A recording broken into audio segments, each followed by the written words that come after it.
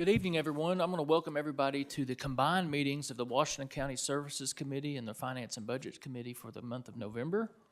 Good seeing everybody here. We're going to move on to the prayer and pledge. I believe Justice Simons has agreed to do us the honor of that this evening. Justice Simons. Thank you. Dear Lord, thank you for this opportunity to come before you tonight, and pray that you'll be with those of us here to do the county's business. Please grant us your wisdom and guidance. Lord, thank you for the beautiful weather today and the recent rains that we've had. Please be with those that are affected by the storms. Thank you for the veterans and the day that we had to honor them and their service. Watch over us, our families, in Washington County. In Jesus' name I pray. Amen. Amen.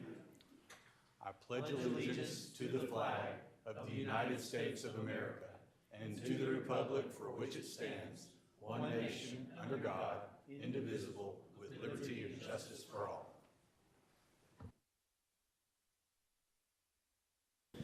Thank you, Justice Simons. Now for the adoption of the agenda. Do I have any motions with regard to the agenda? I have a motion to adopt the agenda by Justice Dean, second by Justice Lyons. All those in favor? Aye. Those opposed? The agenda has been adopted. Next, we're going to move into our monthly reports. First up is the Juvenile Detention Report. Director Tinsley.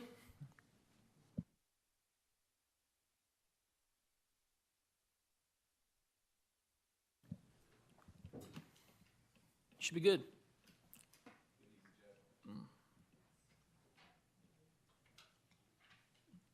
Hold on just a second.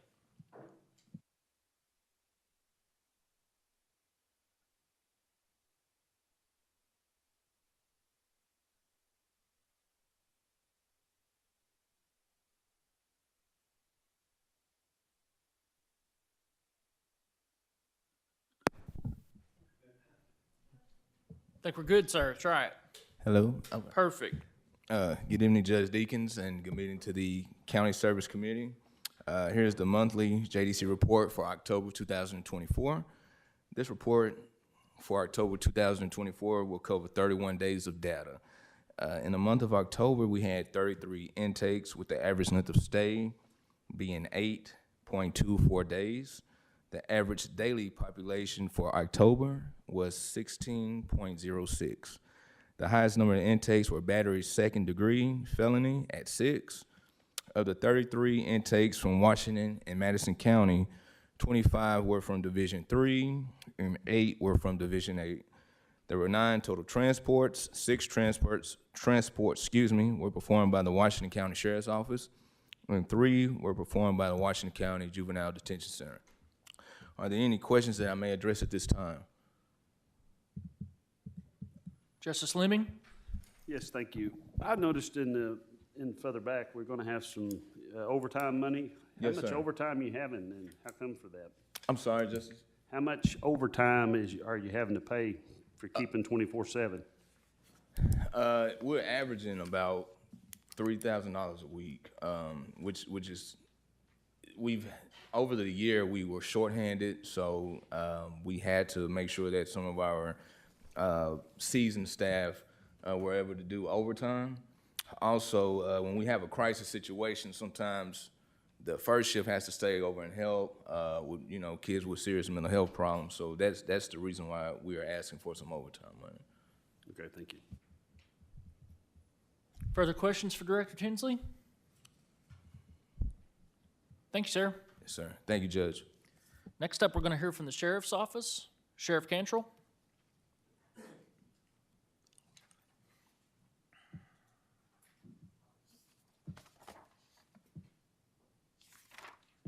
There you go, sir. Thank you, Judge. Good evening, ladies and gentlemen of the court. The Sheriff's Office report is in your packet. Nothing notable this month over the previous month or the previous year. Still business is good at the county jail and in the enforcement section as well. So I'd be, in the interest of a long agenda, I'd be happy to take any questions y'all might have. I won't go into any details about the report. Y'all can read that as well as I can. Justice Coger. Thank you. Sheriff Cantrell, could you tell us how many have tested positive for COVID in the jail today? We have 0 today. Okay, and no one's in quarantine? No one's in quarantine today, so yeah, we were pleasantly surprised at those numbers. Okay, and how many are sleeping on the floor as of last night, do you know? This morning we're 136, And do you, 122 males and 14 females. okay, my next question was, how many women are in the jail right now? How many females? This was the numbers this afternoon. There were 138. Okay, that's all I have, thank you. Additional questions for Sheriff? Thank you, sir. Thank you. Next up, the Treasurer report. Treasurer Eel.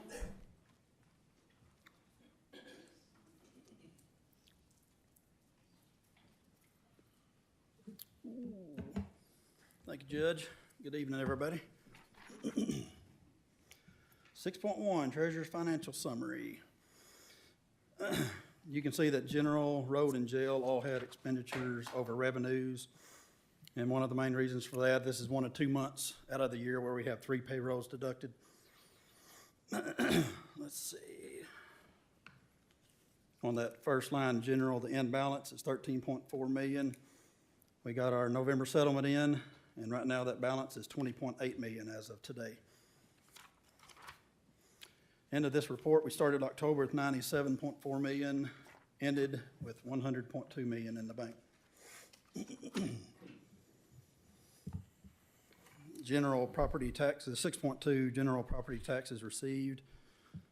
2.4 million came in, that's compared to 1.8 million the same month last year. And if you look down at 2023, you see the 6.8 million that came in November for general. This year it's 7.4. So it's about, for the year, it's about a 12% increase over 2023. 6.3, the ARPA report. Not a lot of activity. Had some for the EOC engineering project and some for the COVID mitigation project, but not a whole bunch of expenses. Would draw your attention to the interest received. This year alone, $564,000 went into the general fund from the ARPA fund. 6.4, the 1 cent sales tax. Almost 2.7 this month, 2.4 for the year. We brought in $925,000, and these are from August collections. 6.5, the 1/4 cent jail tax, 1.4 million. Came in, it's a little over 3% better than this same month last year. And for the year, we're $333,000 more than 2023. Finally, 6.6, my final revenue projections, I hope. These are also included in the budget information later. But main thing is property taxes. I've got them going up 7 to 8% for 2025, sales tax 2% for 2025. Most everything else is pretty flat, the fines and fees and that sort of thing. That's all I have. Justice Dennis. Thank you, Judge. I'm just curious if you had any comments to make about the budget proposal. Good, bad, indifferent? Oh, I think it can be handled. If you're gonna ask me, what about 2, 3, 4, or 5 years from now? I can't answer that. But we can't, we can do it next year, so we can't stop. I don't think we should stop something just because 5 years from now, y'all might have to say, well, we can't do this anymore, but I'm for it. Thank you. You're I welcome. appreciate that. You're welcome. I respect your opinion. I appreciate that. Any other questions for Treasurer? Justice Simons. Thank you, Chair. When will we see the October 15th deadline for property taxes?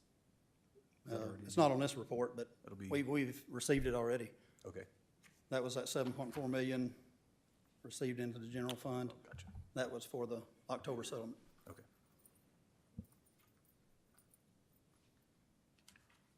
Final call. Thank you, sir. Thank you. Next up is the Employees Insurance Report. Mr. Angel. Mr. Angel has promised us better numbers than last time. I'll set the bar kind of low there, Judge.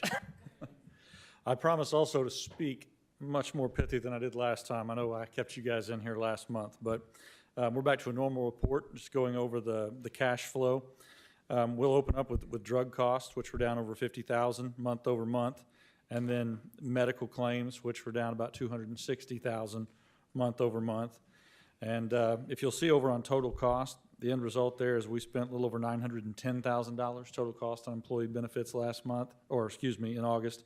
And then September, we're down to $621,000. So a substantial difference, almost $300,000 difference month over month. So that is getting things much more in line with where we want to see them.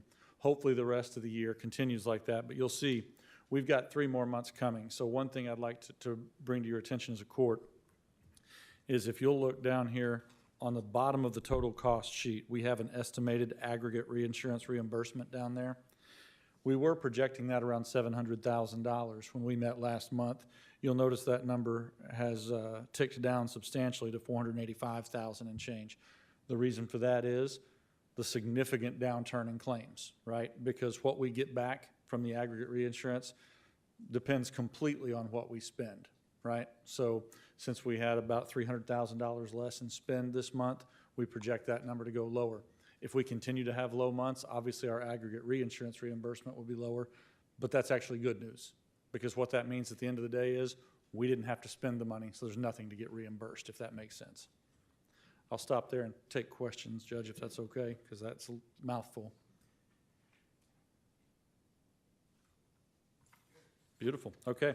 Last thing we'll go over is the actual reserve budget, actual reserve number, which you'll see at the end of that last page is $2.89 million, which hopefully we can kind of hold steady there and maybe tick that number up over the last quarter of the year. We still think we will get one more pharmaceutical rebate, so that should put us in pretty good position going into 2025. Questions for Mr. Angel?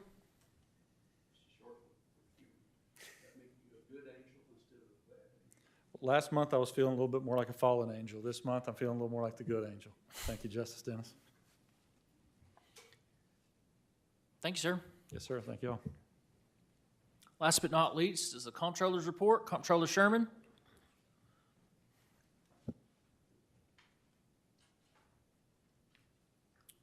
Okay, this is the normal summary of operations here.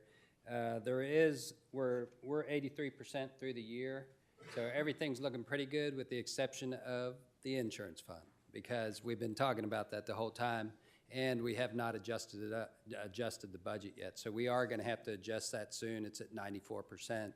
I did talk to Treasurer Hill today. He expects $1.4 million to come in the end of the year, so our numbers are jiving with JTS. We should have about $2.8 million in there. Going into next year, we will, total money that'll flow in there is about $9 million. Some of that comes out of premiums. Some of it comes out of the prescription rebates. Some of it comes from the stop loss. And then the county, actually, we're going to fund $832 per person who takes health insurance. So that's a little bit of a change from the way we've been doing it, which we'll talk about that during the budget portion later on. And so what you could expect is to see an ordinance next month coming to allow us to spend some more money. The money's in the fund, we just haven't changed the budget yet for that particular account. So is there any questions on that? That other unappropriated reserve, we're looking good there. There's still $3.2 million in general. There was only 2 ordinances last month that affected the unappropriated reserves. One of them was doing some balancing for the prosecuting attorney staff, just for salaries, small amount, and then buildings and grounds transferred some money for this courthouse renovation stuff. So, is there any questions there? And those are ordinances that you voted on already. So, thank you. Thank you, Comptroller. Now we're going to move into the unfinished business portion of our agenda. First up is an ordinance creating new planning and zoning law in Washington County and for other matters pertaining thereto. I think what I'll do is I'll let Director Ada and Counselor Lister bring you up to speed on the changes that they've made to this point, and then we can start debating or changes there. Director Ada, Counselor Lister? Good evening, everyone. Yeah, so for the text itself, nothing has changed. The only changes we have, we just gave it to you today, which is the use tables. And we also added, just for your information, the process, how we're gonna do the land development, and how we're gonna review it and expand it. Last time, when we were here, I showed you a colorful, you apply, we take it to the quorum court, and then if it's approved, goes through the planning board. That's for the rezoning. That is everything we do in the office that you don't see, basically. That's how we sit with the applicants before and after, what we do with the applicants and the engineers to get to the point to bring you that process. And if it's approved, it goes back to the planning board, and we do our magic as well. I know JP Lyons and we sat down and we talked about the new changes to the use table that made more sense. And also one of the things we changed is it's still in progress, the zoning map. We had I emailed you guys the 3 criterias. One of them is everything, all the parcels within the 300 feet from the median of a highway, major intersection or highway intersection goes 1 mile out. Everything is being zoned commercial within the planning growth areas in the county, and 1 mile out of that boundary.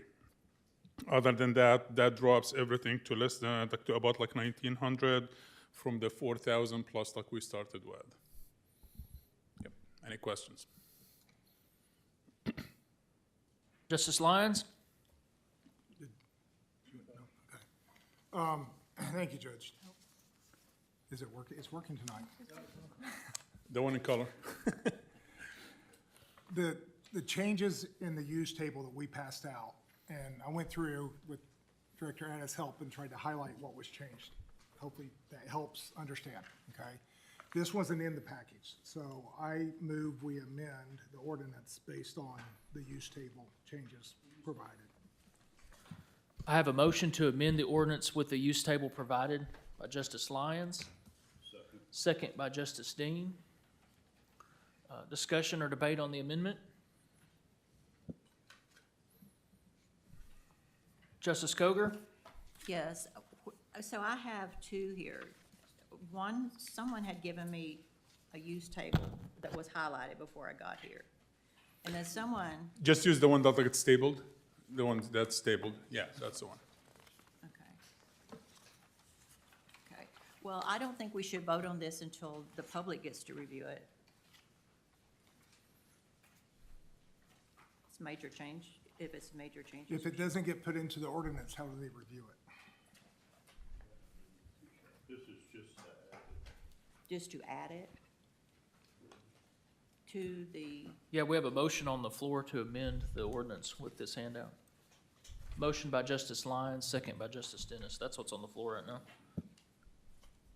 okay. Justice Real Stafford? Sure. Thank you, Judge. Since we're seeing this new use table for the first time, can we kind of just get a summary of what's changed and why and what the reasoning behind that was? When I looked at it, there were just there were items in there that didn't make sense. I mean, we were putting schools in industrial zones. Didn't make sense, right?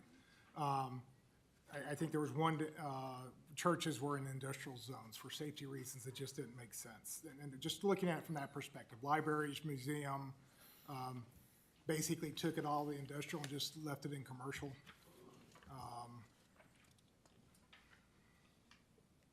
I think we added warehousing and welding and machine Yes. shops into commercial. It was just in industrial. And one of the Yeah, one of the biggest thing we did, like, it's like adding almost the manufacturing homes and duplexes into the industrial, because that was the whole notion. If you can go up, but you cannot go down. So like if everything is zoned agricultural residential, so if you have a house in a property that's like, let's say like 100 acres, and you want to build, zone this to like a commercial or zone it like for industrial purposes, and you have the house, that is all right, because we're not going to ask you like to go ahead like and remove the house. If you want to split, it's fine. But if you want to keep the house for like any reason, you cannot remove it. So that is one of the things. That's a whole like discussion that you can always move up, but you cannot move down. So you cannot move the industrial into the residential, but you can have a house. So in general, I would say just where it made sense, that it didn't make sense to put something in industrial for safety reasons, right? Yep. Or just consistency across the board of the other items as to the up and the down, industrial versus just commercial, et cetera, and make it more consistent in the use table. Yep.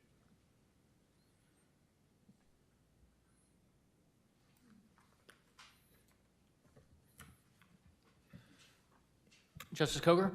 Yes, thank you. Sam, is there any way we could put this up so, on the screen so that the people in the audience can see it? I never had the chance to bring it like in a digital format, but I can have, if this moves, I can have this like tonight online, and it's the same link. I can update everything and just like link it. Okay, thank you.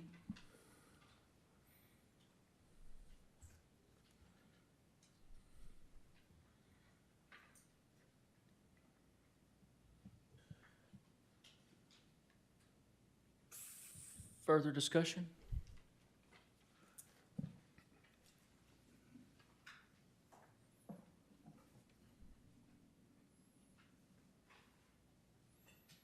I have a motion to amend with the use map by Justice Lyons, a second by Justice Dean. Are we ready for the question? All those in favor?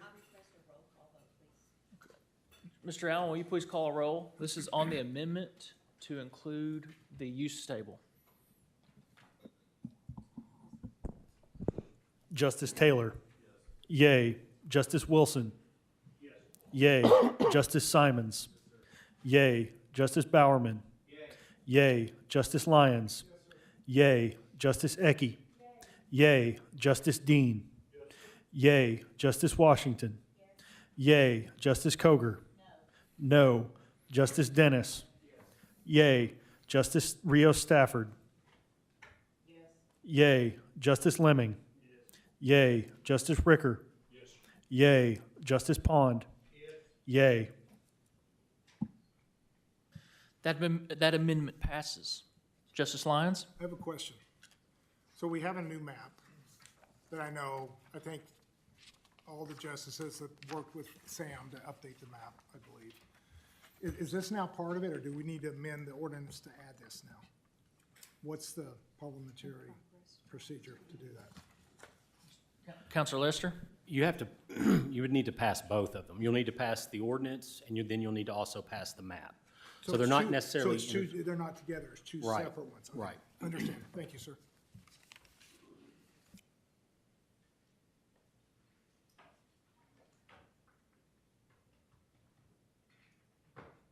Counselor Lester has some changes, if we're okay with that, or some proposed changes maybe. Counselor Lester? Thank you, Judge. So we had the opportunity to meet with the Board of Realtors, the neighbor Board of Realtors, just to kind of get some input from them.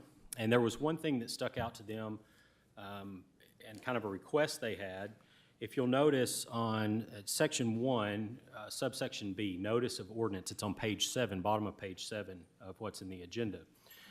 It's a notice to attorneys, engineers, surveyors, real estate licensees, abstract and title companies, mortgage and lending institutions to disclose the planning ordinance.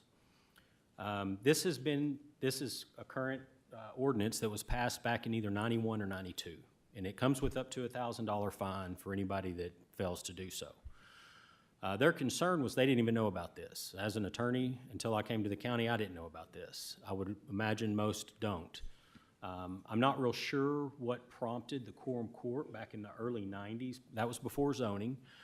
There were, a lot of what's in here now was what was adopted back in the early 90s, or actually adopted even in the 70s as it dealt with the standards. But anyways, at their request, they've requested that that be removed. And honestly, legally, I don't have an issue with that. The judge doesn't either. One of the big issues is how would we even enforce that? I mean, that becomes a very difficult thing to enforce. And I don't think it really serves any purpose.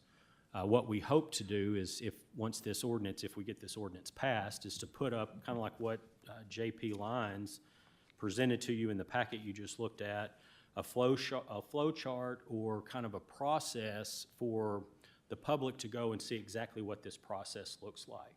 And so that should, with the internet having that available, that should be something that anybody should be able to go and look at. And so with that being said, their request was to remove subsection B. That's certainly up to the pleasure of the quorum court. Justice Ecke? Thank you, Judge. I'd like to make a motion that we strike item B, notice of ordinance, from this rezoning. I have a motion to strike out of section 1, subsection B by Justice Ecke, second by Justice Dennis. Further discussion on that amendment? Justice Coger? Okay, I have a question. Are we deleting entire section B or just the number 2, failure to comply section? The entire section. Okay, thank you.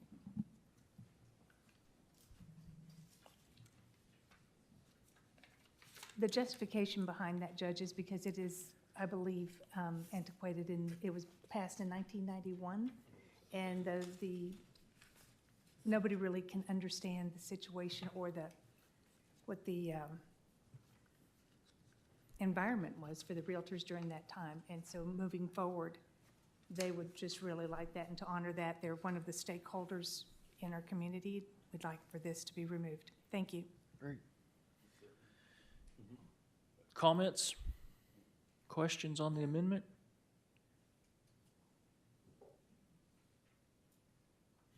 Mr. Allen, will you please call a roll? This is on the amendment to strike subsection B out of section number 1. Justice Taylor? Yay. Justice Wilson? Yay. Justice Simons? Yay. Justice Bowerman? Yay. Justice Lyons? Yay. Justice Ecke? Yay. Justice Dean? Yay. Justice Washington? Yay. Justice Coger? Yay. Justice Dennis? Yay. Justice Rios Stafford? Yay. Justice Lemming? Yay. Justice Ricker? Yay. Justice Pond? Yay. The amendment passes.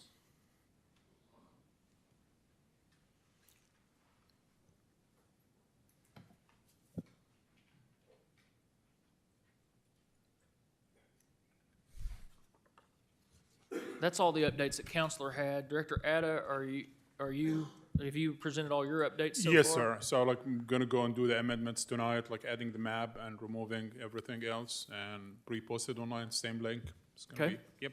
Absolutely. Any Thank other you. discussion or questions for Director Ada or Counselor Lester while we're here this evening? Justice Simons? Thank you, Chair. Director Ada, Yes, I know sir. we've discussed a little bit about one of the self-selecting issues will be infrastructure in these places. So even if it's zoned a particular way, if the infrastructure's not there, say water. So- Yeah, so- if it so- doesn't meet the requirements, like for the infrastructure, it's not gonna go anywhere, because like basically, if you do any development, like eventually it needs to be approved by the utilities. If the utilities is like, oh, we can provide water, like, or like you need to extend the line like 4 inches and it's gonna cost you $50,000, the applicant says, well, I cannot, so that's it. It all depends on like what available for this to go forward. And this, I think I know what your answer is gonna be, but the proposed map and the 1,900 some odd parcels Yes, sir. that are affected, those aren't scrubbed with any kind of current infrastructure as far as existing that would meet those, correct?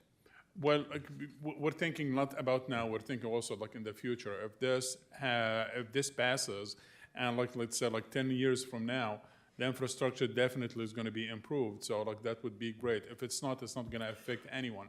Once again, it's not gonna affect the taxes, it's not gonna affect anything. It's not gonna put like any pressure on you to go and have a commercial or like anything other than it's actually giving you the opportunity as a property owner, you can sell that property as for commercial use. It's just like, it's not gonna affect, the zoning doesn't affect anything that's happening right now. It's not gonna like remove, it's not gonna force you to like change anything. Yeah, it just gives you more opportunities.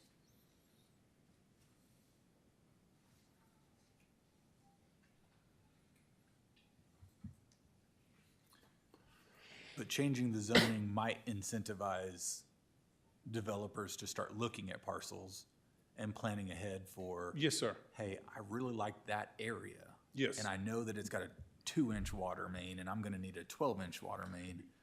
So my future plans for development of that property needs to take into consideration. Yes, infrastructure development before yeah, and I one of ever the start things, looking at yeah, one of the things I've heard actually, like from the one of the utility companies, this is like something like this. When you have it like on the map, it might, as you mentioned, it might give the developers also like, hey, if I can invest in this, we can always like participate in like providing that service to the applicant, so we can. It's it's eventually like how much you can improve on something to make it happen.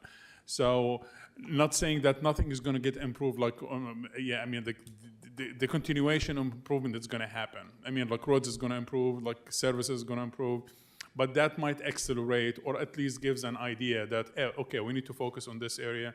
Let's have this like priority more than other places. And that's where I was going with Yeah. this is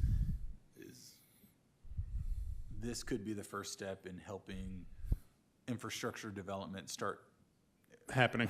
having prioritization of certain areas. Hey, Absolutely. we know that this is where growth has been dedicated and I mean, you live like close to 412 or like at least that general area without like us doing anything. All the businesses moving towards there for like too many reasons.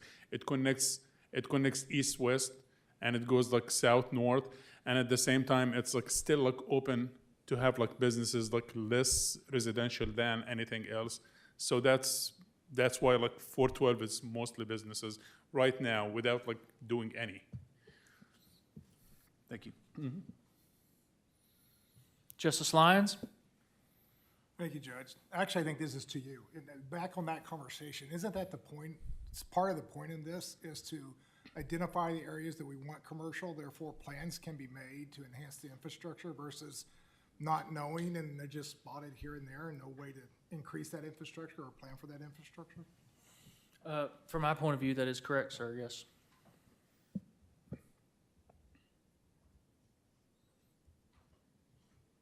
Justice Dennis? Hope I have all my thoughts together on this, but seems like every time we come together, we make improvements on it. And I appreciate all of you working on it so diligently and trying to come up with better and better solutions. It seems like we've gone so fast, though, that we haven't got as much done on it as we would like to. And I don't want to put it in a situation where we say, well, no, we're not ready to do this yet because it's not completed. I mean, we're seeing things for the first time as we sat down tonight. And sure, they sounded like good things, but haven't even read all of it yet. And so I don't want to vote no on something because I'm not up to date on all of it, and we're making changes, as a few minutes ago. And so I don't know how to say it. I don't want to kill it, but I don't want to vote on it. I don't want to vote. It's not ready to be voted on, is what I'm feeling, is that we need to do more on it and, clear things up. I mean, I've got questions. One person brought something to my attention that I knew about as a kid, and that means a long time ago, was C4, the nuclear testing site, that it shouldn't be, to me, shouldn't be zoned anything except for what it is, a former nuclear site. And it sure shouldn't be commercial, sure shouldn't be residential. And to think that someone could just come in and bulldoze that over and start over and say, well, don't know what it used to be, but, you know, it looks good now. You know, there's just too much that keeps surfacing that we haven't answered yet. And I'm not critical of those who've been working on doing it, because you've done a good job, but it's not complete yet. I don't think we're ready for it. We reduced it down from, you know, down to 1,900 and something plots. You know, to me, what we should do is phase 1, phase 2, phase 3, phase 4, and just work our way out in the county and do a phase 1 and see if this is gonna work. Don't do the whole county and find out, no, it's not gonna work. I know we can go back and change things, but that's hard to do after you open Pandora's box. It's open. And so I want us to think about that, because, you know, if we vote it down and vote no, then we stop on it. But if we wait until we get all these things fixed and then bring it forward, would be wiser, in my opinion. And maybe I haven't done my due diligence on saying, hey, do you know about this and do you know about that? But I don't want to do something and have it be bad. And I'll tell you the other thing that happened to me this week. A lot of you don't know where I live, but I can take one step and step into Prairie Grove and take another step into Farmington. And if I want to burn leaves, I got to call 2 different fire departments to get permission to burn leaves. And you know, I mean, yeah, it brings a smile to your face, because you say, how much regulation can we have? You know, I was told, you know, I bought a church building, and as soon as I bought that church building, then the appraisers came out and turned it into a commercial building, and I started paying $1,500 in taxes because it turned commercial. Well, it turned commercial because an individual bought it instead of a church. But yet, still do religious services, still do everything it did before, but I was out that much money because of just one little thing. Well, I decided it was commercial, and the person who did the appraisal. And so when I look at myself and then I look at those who own property there, I think, well, what would I want if I lived there? And I've seen my valley that I lived in turn into a complete residential. You know, and I moved out there, there's 4 houses, now there's 400 houses. Now, they've done a good job putting them in, but, you know, I went from looking at mountains to looking at rooftops. And so I try to take myself and put myself in South Washington County, and I just can't make myself vote for this. If you improve it, maybe I can, but also I know that once we vote on something and stop it, then it ends. So, or of course, I guess we could pick it back up and do more on it, but I'll just say it like it is. I'll be voting no against it. And I don't mean I'm no against anybody's work, it's just, it's not ready. It's not done. Thank you. Justice Lyons?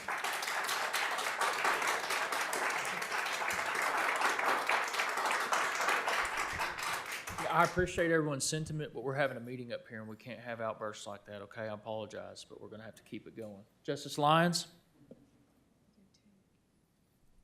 Thank you, Judge. So we amended it today. I think what I'm hearing from my colleague is we should table this. Although the motion didn't come out of my colleague, what I'm hearing is we need to table this for some period of time. I'm open to the next meeting. You want to go 2 meetings? If we believe, if there are colleagues on this horseshoe believes that there's changes that need to be made to phase it out or whatever, please bring those motions to the floor. Let's debate them. Let's figure out where we're going to go. But so I'm going to make a motion that we table it till next county services meeting, unless somebody has a longer time frame they preferred.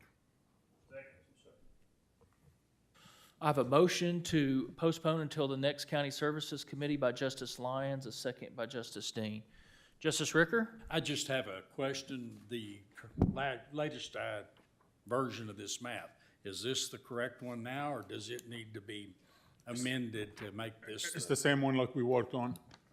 Yeah, the same one. It hasn't It's the- changed. This is the latest version? Yeah, the one like in color. So you can post this online so Well, the public can see it? I don't know exactly what to post right now. If this is like Yeah. being, We'll post this newest version of the map to the Okay. link. Okay. That's what you're saying. While ago, we can And use the that same ordinance link. with the amendments? And the ordinance with it, so the text and the map should be updated.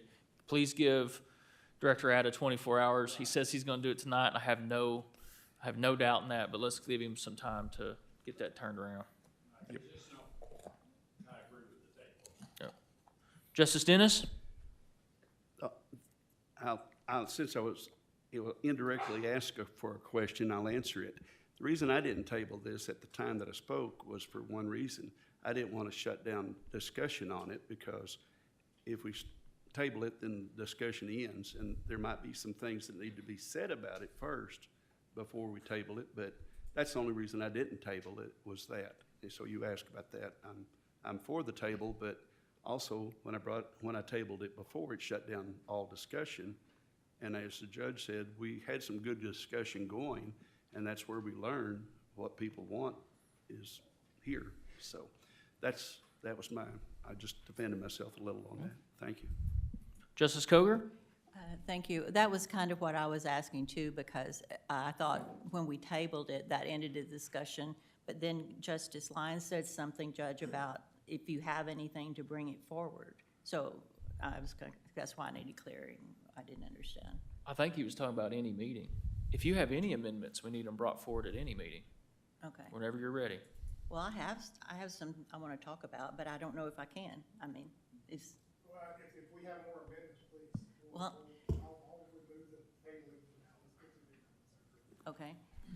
Okay.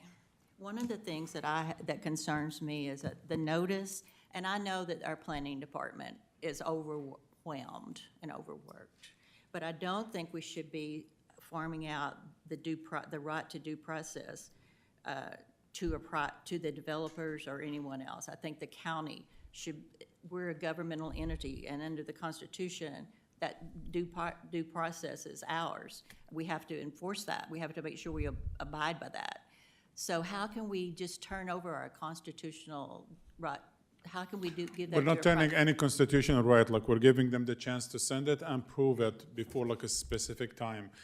We have a deadline. We're gonna provide the applicant, the developer, whoever like you wanna call, the property owner, like the time. We're gonna provide them with the letter, the information, the labels for like the people that are gonna be notified. And within a certain time, there's a deadline. They need to prove that it was sent out the same way we do it. And if this happens, it goes to the agenda. If it's not, it will be tabled to the next agenda. That's the same way we do it right now as employees. The other thing, we're like just actually like the only county in the state of Arkansas that's doing like neighbor notification. Everyone else in the state of Arkansas requires the applicant, and it's part of like the application. You sign an affidavit, you take care of this, you're aware of it, like you're informed, and we'll give you like the schedule, the table that you're gonna see once this is approved.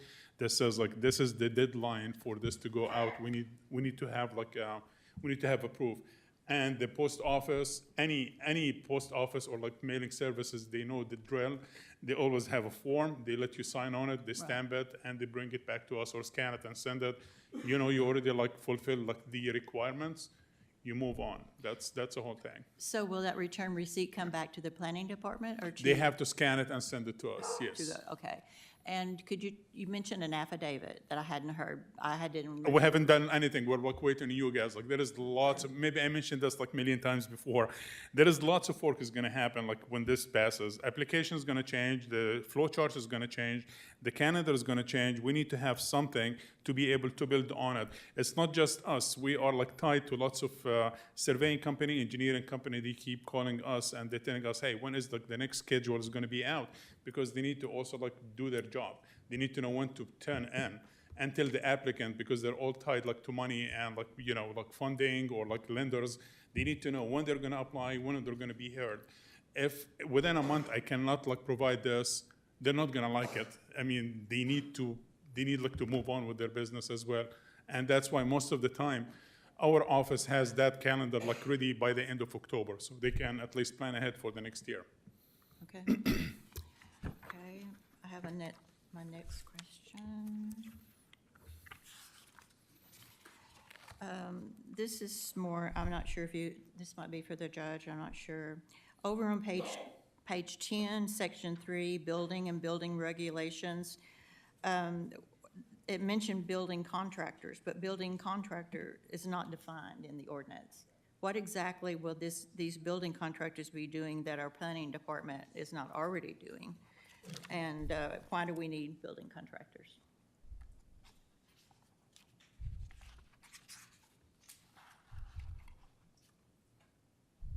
Council Lester's gonna take that up.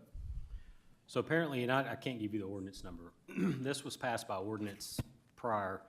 It must have been sometime at or a little after 1995 when this act came out. But this deals with political subdivisions, the county. This doesn't have anything to do with planning necessarily. But the county utilizing more flexible procedures for professional services. And under this act, the counties have the ability to more narrowly define what those professional services are. Washington County at this point, when it passed this, decided and chose that building contractors acting as a consultant be included in professional services. That way it would not be included in competitive bidding. So there are certain things that the law says you cannot competitively bid. You cannot competitively bid attorney services. You cannot competitively bid engineers, architects. Those are what we have to, when we submit for things, we request what's called RFQs, request for qualifications.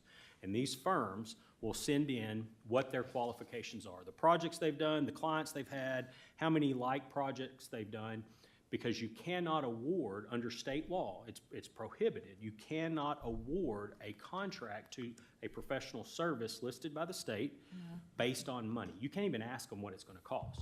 That's something you have to negotiate after you've determined who your first, second, third picks are. Now, if the county, if somebody comes in and says, well, it's gonna be $10 million and you have a budget of $1 million, then you say, hey, great, sorry, we gotta move on to the next one because we can't afford that. Anyways, back to your question though, the quorum court decided that it wanted to include contractors acting as consultants as professional services. And so that's what that part deals with. It has nothing to do with the planning. It's in the planning code because of what it is or has historically been while it was left there. But that speaks back to an ordinance that was passed probably in the 90s. So what would these building contractors do? They would provide consulting services. They wouldn't provide any of the work. They would just be a consultant on a building project. They would be the ones that are looking at the design, they're looking at the building, they're saying, yes, this was done properly, no, that doesn't meet code over there. They act as that consultant for the county when it's building a building. Kind of like a code enforcement? No, it's kind of like an agent for the county to make sure that the building, the specs, a lot of times people will do this when they build houses. They'll hire an outside person. Their only job is to come in and measure, make sure that corners aren't being cut, make sure that code's being followed, and that you're getting what you pay for. Because most people, unless you're in that industry, you're not a professional to know exactly what to look for. These people know what to look for. They know what the base is supposed to look like. They know how thick the concrete's supposed to be. They know how far apart the studs are supposed to be. They know how high the windows are supposed to be. They're looking at all of these, and they're making sure that the builders and the subs are building to the specifications and not cutting corners. And you've probably heard horror stories of people that built houses and they end up getting 1,000 square feet less. They never knew about it until later on when somebody comes in because they didn't have somebody looking over the shoulder of the builder. This is what this gives the county the ability to do. Okay, well, that sounds good, but why would we want to waive competitive bidding? Why not when I have a project at home, I get 2 or 3 people to come and look at it, and I go with the best price. Why would we want to waive that here? And I'm not even sure how this even fits in this ordinance. Well, one of the reasons you waive competitive bidding is because I could come in and let me tell you how we've had this happen. We put a bid out one year for dump trucks. We needed 200 dump trucks over a period of a few months for some road work in the last 8 years. Okay. And we had a guy that came in and he bid $20 a dump truck load, astronomically cheaper than the next guy. Perfect, great. It was, I mean, it was so far off that it made you question what's going on. Get to looking at the background of the guy. He owns no dump trucks whatsoever, has no contract with any dump trucks. So the question is, what was this guy gonna do? How was he gonna get these dump trucks?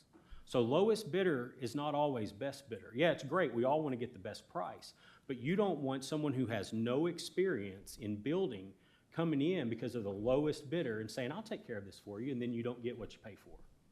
Those are the reasons sometimes that organizations, public entities will not want to do competitive building. That's why you don't do that with attorneys. A first-year attorney out of law school comes in and underbids what a big, 500 attorney firm comes in on an Eighth Circuit appeal.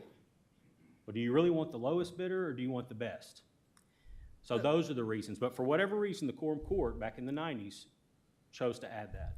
Okay, well, we would look at qualifications for any bid, so I'd like to make a motion that we remove that entire 3 building and building regulations, that entire, on page 10. I want, making a motion that we remove that from the ordinance.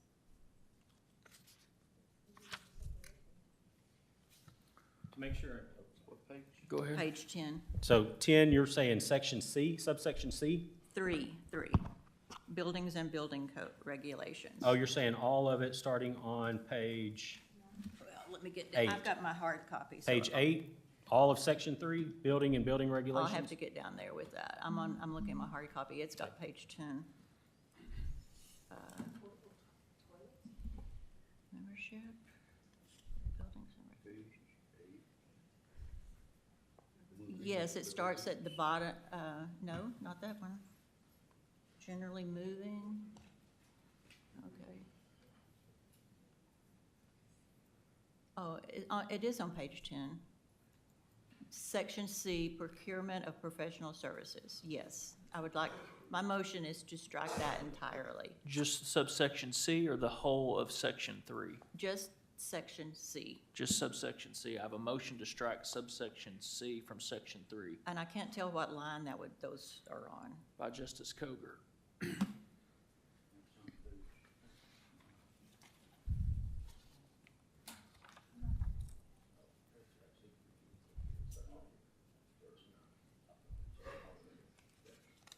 I have a motion. Does that have a second?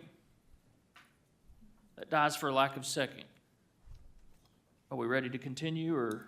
I have one more thing. Uh-huh. Okay, let's go back to where it says procedure for authorizing. That's on in my book, it's on page 80 and 81. It talks about, oh, I'm sorry. Okay, let me find it on my computer here too. Sure, it's the same. May I ask a question concerning that subsection specifically before we move on? Do it. Can Justice Simons ask a question real quick? The one we just talked about? Mm-hmm. Okay. That particular, the contractor acting as a consultant, would that be someone like our county buildings coordinator position that we just created? Would something like that position be able to be I don't know. in that?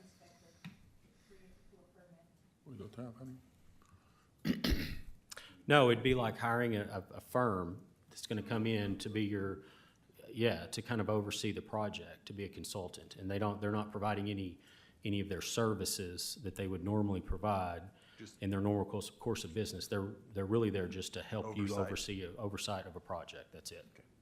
Thank you for that clarification.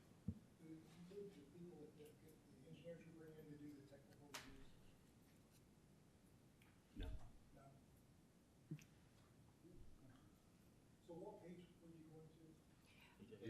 80 and 81. It starts under section C, the planning board shall review applications. And then go down to the last sentence, please, if you will, in that section. Final approval shall rest with the county court. Is that correct? Is it supposed to say the county court or the quorum court? Because the county court would be the judge. So is correct? That's where you want it, okay. Okay, just a minute.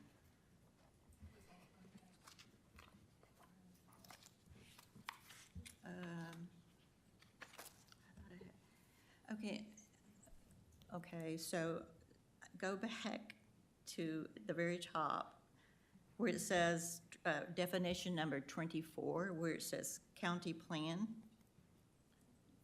The county's oh, I'm sorry, I'll let people go there. You already there? It's page, I didn't put the page number.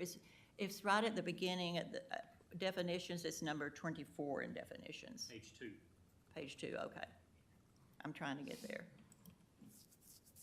Okay, so it says, well, no, I let people, is everybody there now? The county's comprehensive plan, whether in whole or in part, as adopted by the county planning board, approved by the quorum court, and et cetera. But has our plan been adopted by the planning board? No, because it doesn't have, there's two different ways for a plan to be adopted, okay? The law, a lot of times envisions that a county planning board is going to be created prior to planning going into effect, and that the planning will actually be the body that brings forward the plan. But it also allows for the quorum court, because ultimately, you as the legislative body are the only entity in the county that can approve of and adopt a plan. It can be recommended, but it has to be adopted by the quorum court. So in an instance like this one, where the quorum court was actually the one initiating the change, the route that we get here becomes a little bit different, okay? So we still have, there was still a planning board meeting, the plan was still presented at the planning board meeting, there was public comment at the planning board meeting, but there wasn't anything for the planning board to vote on because the quorum court actually initiated that. That's state law. This is, you're right, this probably needs some, we could probably go in and change, adopted by the county planning board or quorum court and ultimately approved by the quorum court or something along those lines, because that's what state law says. Well, okay, but you can see where I saw that it sounded like it was required. I mean, it sounded like we were saying that the comprehensive plan as adopted by the county. Right, we're trying to get this plan, this being the plan. Right. The plan adopted by the quorum court is the plan, the county plan. Okay. On page 47, developer, oh, I'm sorry, okay, 47.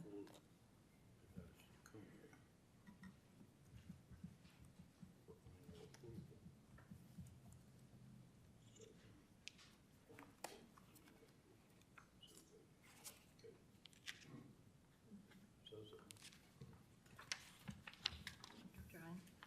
Can't get my computer.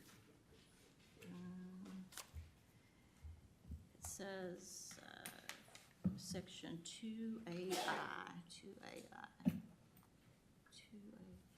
Okay, the developer or owner of any property adjacent to the proposed land development may appeal the decision of the planning board to the county judge. Okay, the developer, owner, or any property adjacent. What if there were some property owner that was going to be impacted by this? And I mean, and if they're not the owner or adjacent to, they don't get to appeal? That's a Sam question, because this is what was already in there. Which one? Which page is it? 47-2AI. Yeah, most likely, like we mentioned this because like when you apply as a developer or an applicant, you're responsible for like making sure like all the plans and all the conditions like meets. And if you don't like it, you can always like appeal it. But it does not mean like all our like planning board meetings and even quorum court is open to public. It doesn't mean like anyone cannot come and object. But that is like basically specify the applicant or the developer, the guys who paid the money to go through the process. They have the right to, but anyone can appeal. Anyone has the right. Yeah. I wonder if my fellow JPs think that that should be amended then to state that, or is it okay like this? I don't have a preference, I'm just asking.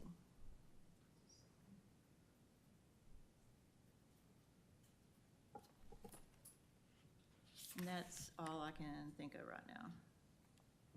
Thank you. I mean, I remember like Jeff Hawkins told me once, like it's disingenuous for the neighbors to complain about something that is stated by the state law. Okay.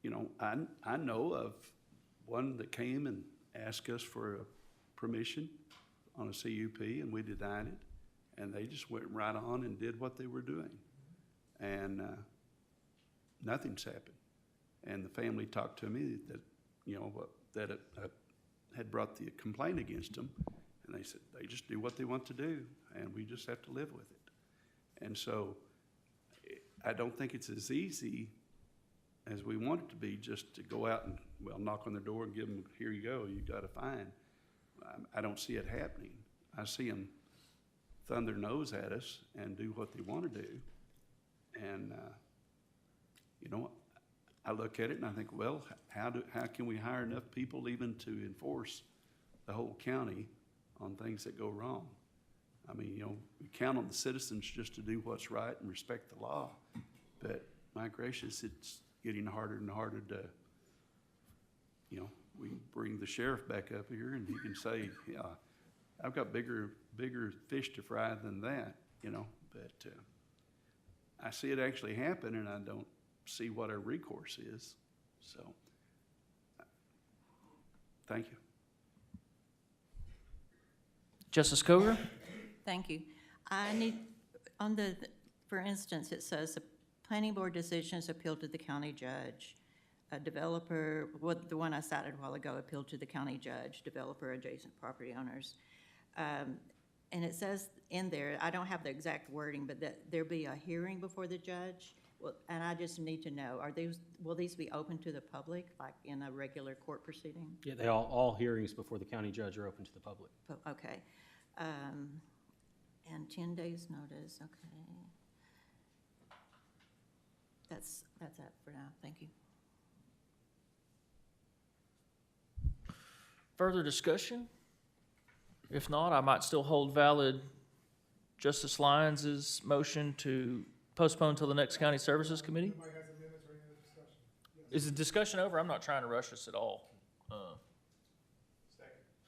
I think A second. second. All those in favor? Aye. Those opposed? This will be postponed till the next County Services Committee. Changes on the text map, are we doing that change for like section C3 or? No, okay, awesome, thank you.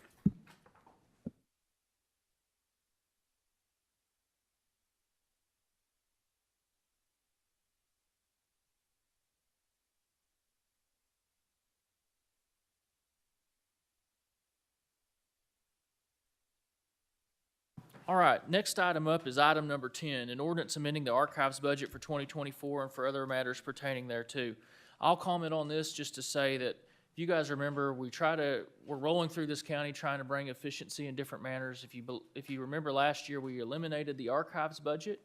One thing I haven't been able to eliminate is the copier down there because people still want hard copies and take them from there. And so this is a request for money, but let's keep in mind that I tried to trim the whole archives budget. That's part of Mr. Allen's responsibilities, is that he staffs that on Wednesdays, and so this is something that we weren't able to get rid of. Justice Lyons?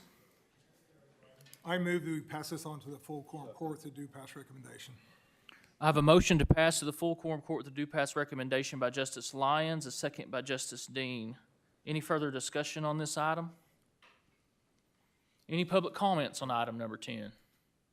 If you have public comments, come on right up through the front. We'll put you on the microphone here. Got to come to the microphone. Nope, we're moved on. That's been postponed till next month, ladies and gentlemen, so that'll be all the discussion on that tonight. There won't be any more movement on that item this evening on the planning. Okay. There will be a public comment time at the end for 12 minutes. That's true. Okay, back to it. I had a motion to pass by Justice Lyons, a second by Justice Dean. All those in favor? Aye. Those opposed? Item number 10 will move to the full quorum court with a due pass recommendation. Item number 11, an ordinance amending the road department budget for 2024 and for other matters pertaining thereto.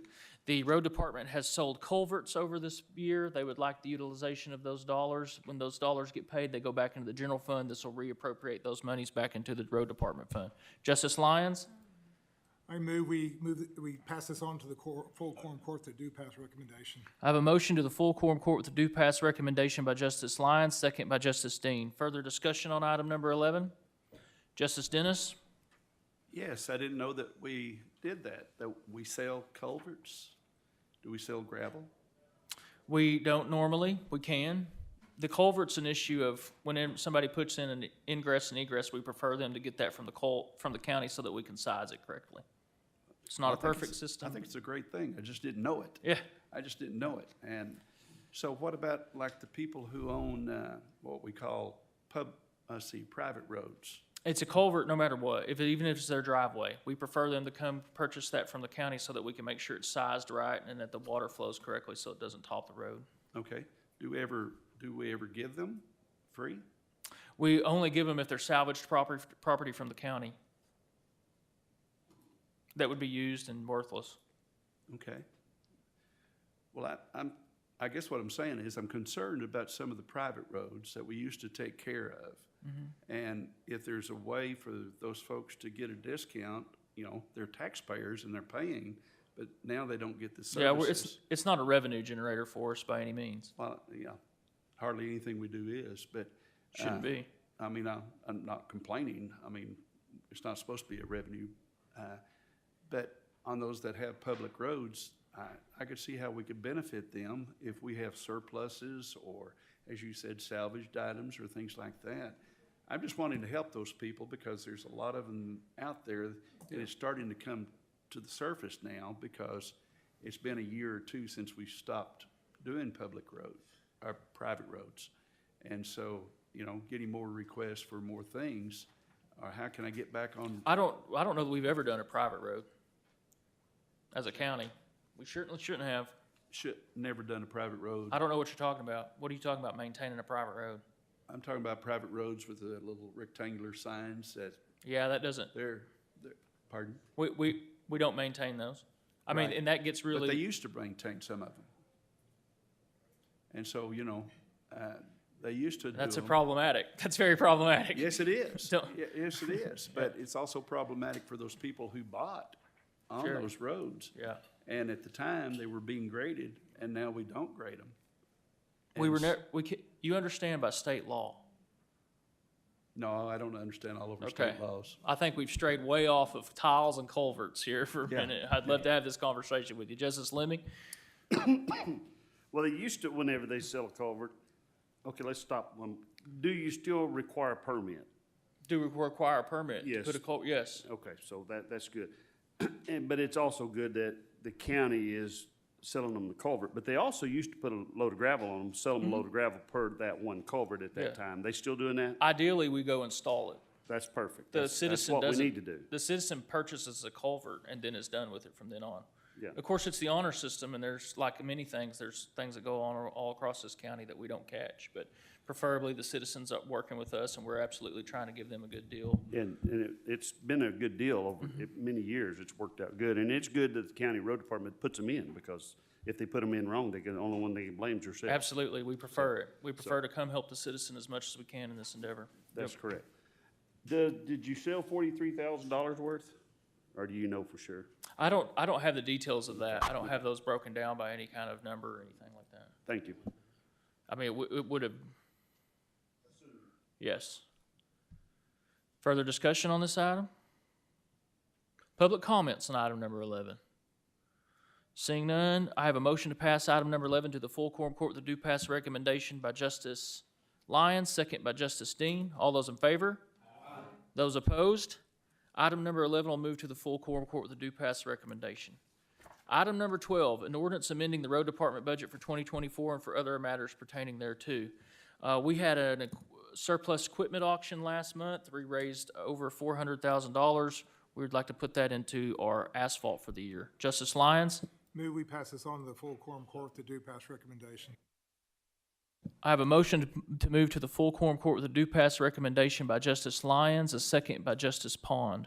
Further discussion on item number 12? Justice Lemming?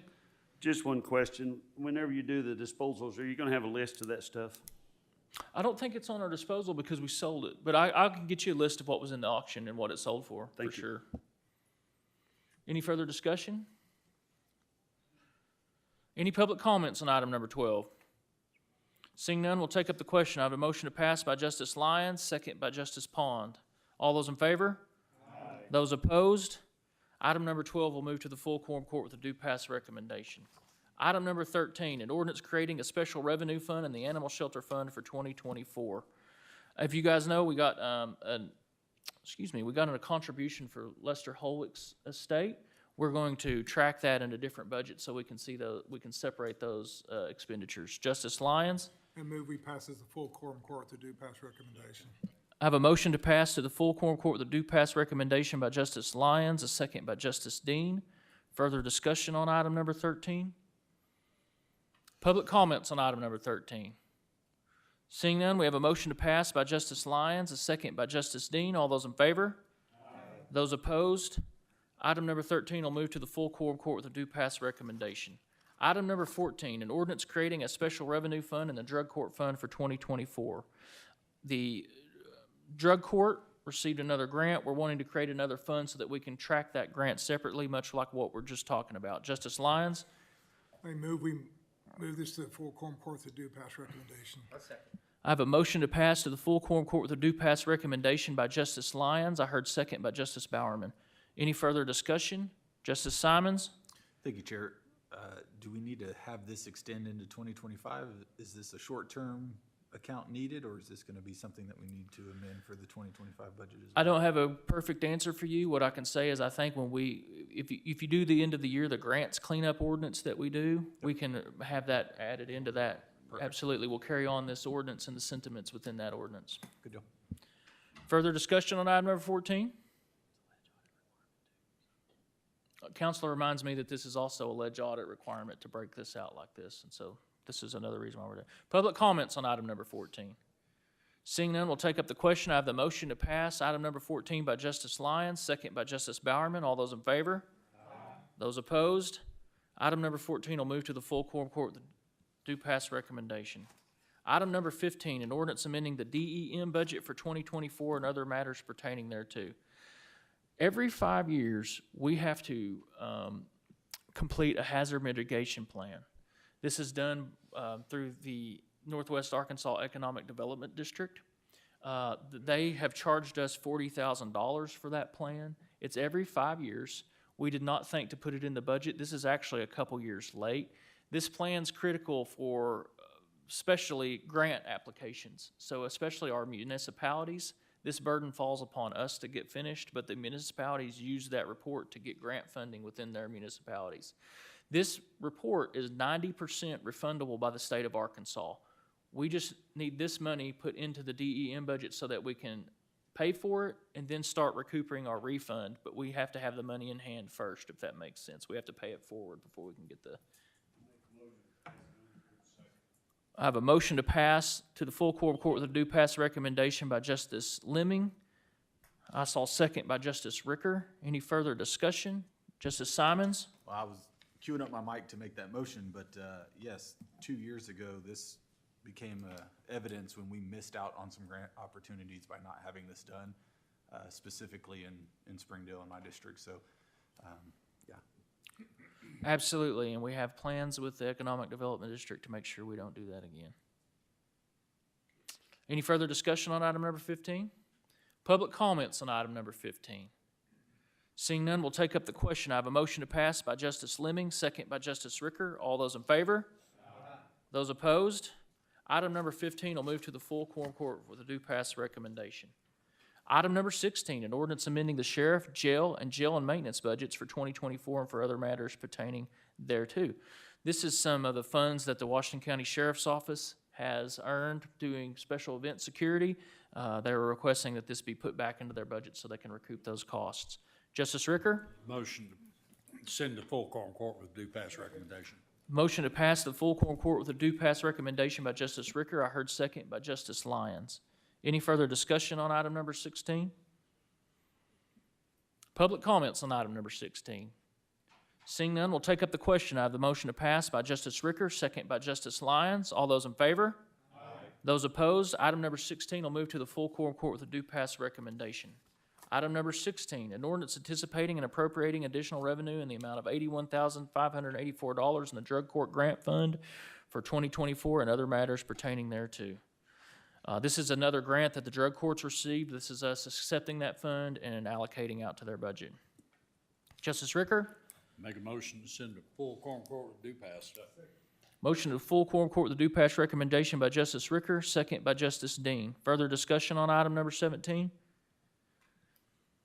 Public comments on item number 17?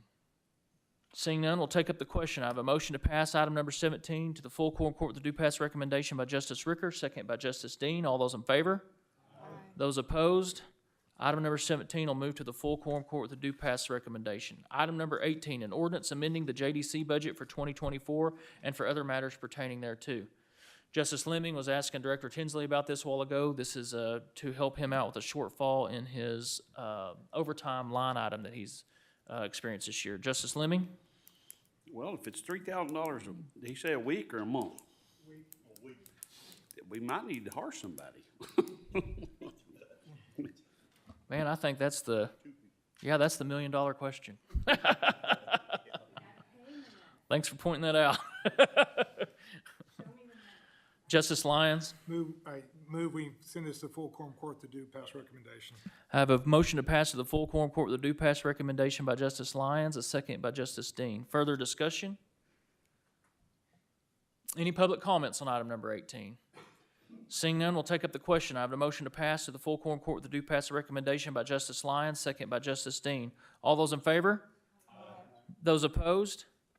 Item number 18 will move to the full quorum court with the due pass recommendation. Item number 19, an ordinance amending the supplemental juvenile court grant fund for 2024 and other matters pertaining thereto. This is a grant that we got for $30,000. This is us accepting those funds and moving them to the budget. Justice Ricker? Motion to pass to full quorum court with due pass. Motion to pass to the full quorum court with the due pass recommendation by Justice Ricker, a second by Justice Lyons. Any further discussion? Any public comments on items number 19? Seeing none, we'll take up the question. I have a motion to pass item number 19 to the full quorum court with the due pass recommendation by Justice Lyons, motion by Justice Ricker, second by Justice Lyons. All those in favor? Aye. Those opposed? Item number 19 will move to the full quorum court with the due pass recommendation. Item number 20, an ordinance deappropriating surplus amounts from the full-time salaries for various departments and restoring the unappropriated reserves as required by the 2024 budget controls for the third quarter of 2024. As stated in the ordinance, our budget controls require us to deappropriate salary money at the end of each quarter. This is for the end of the third quarter. Justice Ricker? Motion to send full quorum court with due pass.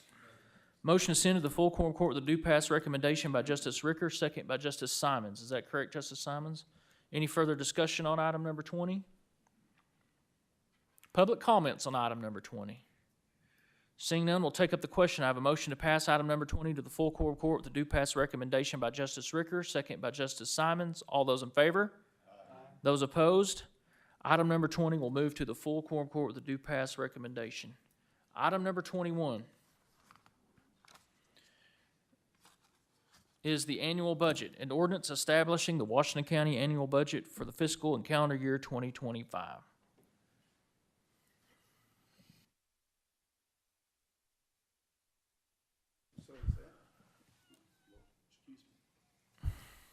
Justice Dennis? So is that the raises and everything like that? This is the budget as presented, and the new compensation plan is in this ordinance. Yes, sir. I thought we'd have a little discussion about it. I thought we'd hear a report even. Yeah, we can, absolutely. Comptroller Sherman, I didn't mean to cut you off. I forgot you had promised us to be back up here. Sorry. I've got some questions.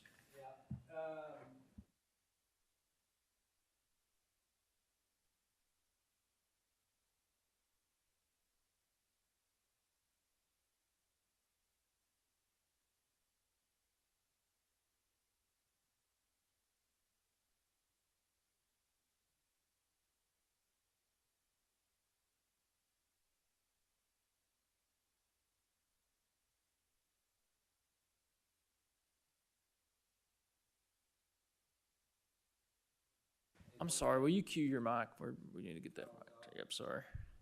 There you go. Sorry.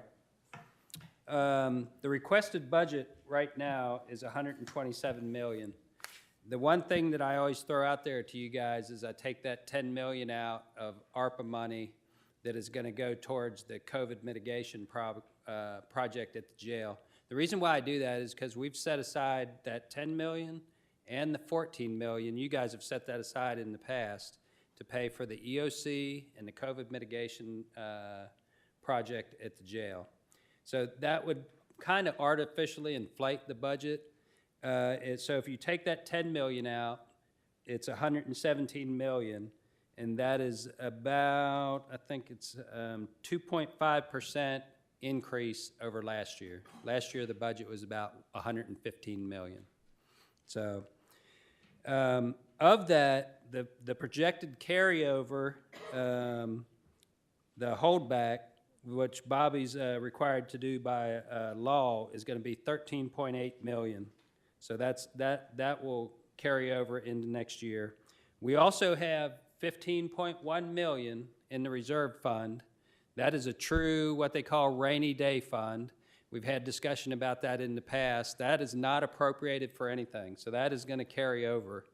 And then when I think I sent out emails on how much you're supposed to have, and I think it was 60 days, which that's right at 60 days. It's about 16% or something. We are right on the money. So we're good with that 15 million in what they call rainy day fund.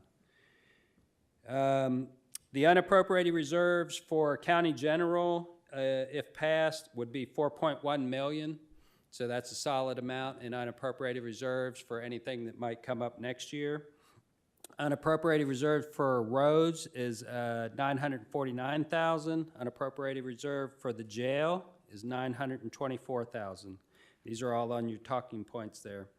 Now the budget for county general actually decreased by 1.4%. We could look at that in the easy reads later.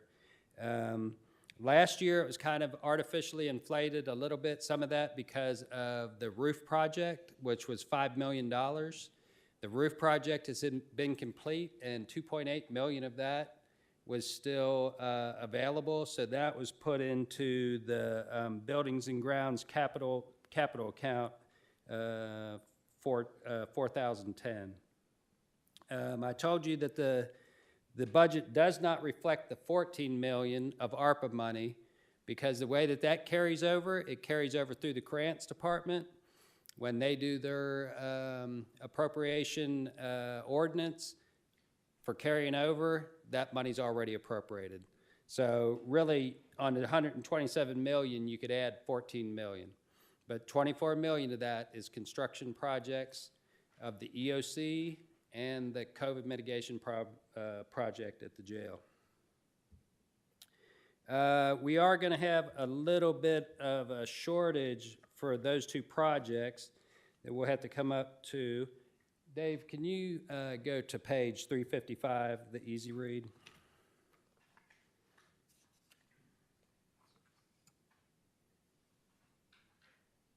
Yeah, go to the bottom. Keep going. Keep going. Keep going. Okay, so these figures down here,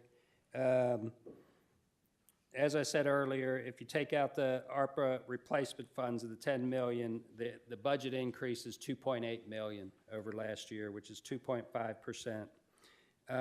We're going to put in that, we did put in the unfunded requirements, that concept where if your vacancy is there, we say you still have the requirement, but we have $0 against it.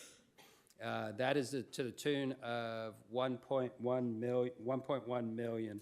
That was about 20 positions that we did that. And there's still close to 50 positions that are vacant, that have money against them. And that's why we keep seeing what you just saw, the $1.3 million sweep quarterly. So we sweep close to $5 million a year just on excess salary that we have in the budget. With that unfunded concept, that's going to go away slowly because we took 20 positions out. That's just a start. So what I'd like to do is try to get the budget and the cash flow looking similar, because right now the budget is a little bit inflated, and we keep sweeping money back. So, the future construction there, you see had 24 million set aside. The EOC is 8.2 million. And then if you go one more down, this next one, these are the figures on the construction projects in the ordinance that you guys passed. So you see that you got 5.8 million there for the EOC, but the probable cost is 8.2 million. And then the detention center, the COVID mitigation project, the probable cost is 18.8 million. And 8.8 of that is from an ordinance that you guys did, 2022-123. So if you look at the bottom, the balance that we need of what you already spent is 7.9 for the EOC. The balance for the cost of the detention center project is 18.2. So we need 26.1 million to pay for that. You guys already set aside 24 million in the 14 million in ARPA funds and 10 million in revenue replacement. So the difference is the 2.1, and that's what kind of money we're going to need to finish off the EOC next year. There's multiple places that could come from. It could come from the unappropriated reserve. It could potentially come from that money from the roof project, the 2.8. But the judge also has the grants department trying to work on a grant to get that 2.8 million or 2.1 million for the EOC. So is there any questions on the construction projects? I feel pretty confident that we have those covered. Okay. Justice Coger? Yes, thank you. Maybe I missed this, but would you go back when you're talking about the jail project, the COVID mitigation project? Could you go over that again? Because we appropriated 10 million plus 8-point-something million, 18.8 million. Right. And then that's where I lost you when you got past that. Okay, so that is the cost of the COVID mitigation project at the detention center. It's 18.2 million. Okay. And the things that have been appropriated for that is the 10 million in revenue replacement and the 8.8 from that ordinance 22-123. Right, okay. So that's where the money's coming from that. All of it? Yep. Okay, just want to be clear. I kind of lost you there for a moment. Yep. Thank you. Any other questions on construction projects? Let me see here next. Okay, the step plan. So we talk about the step plan because I know you guys are all interested in that. And this is the version of the budget that I gave you is the step plan within it. The approximate cost, true cash flow, even though we offset some of the budget with taking out those unfunded requirements, the actual cost is 3.7 million. With that said, if the step plan were not passed, right now we're setting at increases of 2.8 million in salary, and we still have not made a decision about COLA for the departments that don't have a pay plan in place already. So the sheriff has a pay plan in place that already has a COLA written into it, and the roads department has a pay plan in place that already has a COLA written into it. It'll probably reduce some because this year the federal COLA is 2.5%. And that's what it says in their plans, that they will put the federal COLA on top of their plans. So if the step plan were not to pass, we would have to come up with a COLA for the other counties, and it will increase the cost of that 2.8 million. So what questions do you have on the step plan? Justice Dennis? I heard you say if just then. So let me put it back this way. So the road department and the sheriff's department get a COLA automatically. That's correct. It's from previous ordinances that you guys already passed. It's in their pay plans. And the rest of the employees? The rest of the employees, you'd have to make a decision on what kind of COLA you're gonna give them. Okay, why would it not be the same? Well, it could be the same if you say the federal, COLA. If you go with the federal COLA, it's 2.5. You guys do have the authority to make the COLA higher than the federal. So we need to make a motion to that effect? If you do not pass the step plan. If you If pass we- the step, okay, if you pass the explain- step if plan, we the pass COLAs the- are off the table. If we pass the step plan, the COLA's off the table. Correct. Okay, all right.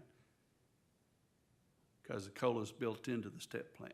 Well, the step plan's just too expensive to add additional COLA. The majority of everybody is getting above a 5% raise with the step plan. And what we did is we did no harm on the step plan, so we honored the ordinance at the sheriff's office for their current bump that they were expected to get this year. And the roads department, the same thing. Whatever their plan was, we matched it to the step plan, so they will not go backwards. Okay, I want it to be equal, that's what I'm saying, Yeah. plain and simple. All employees the same. Yeah, I mean, that would be something that you guys would have to vote on if you, I'm not sure what mechanism you would use for that, if it was all a certain thing. And then you'd also have to be equal, we would have, not have to honor the sheriff's bump and the road's current pay plan. If we do, if you want to make the equal that way, we're talking a lot of money. Okay, we'll continue a little bit farther because I want to hear about the raise that they get based on their promotional date. Yeah, so the way that the step plan is set up now, it's based on your position date. So and the way we set it up is we said, okay, if you got more than 5% of just getting onto the plan, so if your raise is more than 5%, then you're not gonna get your step promotion in 2025. It'll be the next year when you get your step. And the reason why we did that is because we got a lot of people getting decent bumps. If you got less than 5%, you will get your step promotion in 2025. Okay, so where I get confused is when I hear an employee say that I don't get looked at until my promotional date, which might be in November, and others will be looked at in January. That is correct. So there is some scenarios where people will be getting a promotion, a raise that's less than 5%, and they will not get their step until their anniversary date. If it is in November or December, it would be that time frame. Well, I think that's terribly unfair. I think it's wrong, and I won't vote for it if that's the way it's going to be. I feel that strongly about it. I think you need to set a date. April 1st, that'd be a good date. You go one quarter into the year and then give everybody and understand that's when you get your evaluation. That's 3 months to do the evaluations, and you give everybody this, might not give them all the same amount, but Yeah. they all get looked at the same time. Yeah, I think their evaluation is due on their anniversary date, so that not everybody's getting appraisals in April. I just think that's so unfair to make one person wait all the way to November, and then you give another one that look in January. Well, from January to November, that's a lot of difference in your take-home pay. Right. Especially when you're not making very much to begin with, if you're on the lower part of the Right, scale. and the question. If you're on the higher part, it's not gonna affect you very Right. much, because you're getting a big percentage increase instead of just a straight amount. Yeah, The question is where do you put the cutoff for people? Where do you what? Put the cutoff, like, so do you do I it just at the did, last April month? 1st. Huh? April 1st? If you did it, so basically, if you were, and this is just for people that are getting less than 5%, if it, like, everybody getting more than 5% is off the table. So let's say that somebody is less than 5% and they have a later date. If you start moving it up, it costs $100,000 a month. So basically, if you move it Well, that from- means that they're not getting $100,000 in. They would have got if their date had been earlier. No, I'm saying if you move it up, all the people, let's say that everybody in December, anniversary date, that got less than 5%. If you say, let's move them to the beginning of the year, it costs $100,000 more on the county. Let's say if you say the last quarter, so anybody in the last quarter, if you're gonna move them to the first and hook them up, it costs $300,000. If you say halfway through the year is the cutoff, if you got an anniversary date halfway through the year, you move them to January 1st, that's gonna cost $600,000 more. And then, so the people with less than 5%, let's say that had May timeframe, they would get their step promotion in May. And it wouldn't be the whole year. But basically, it's $100,000 a month for every, if your anniversary date's in this time, it'll just add $100,000 a month to the overall cost of $3.7 million.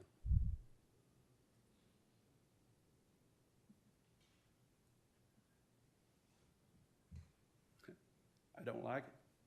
Thank you. Yeah.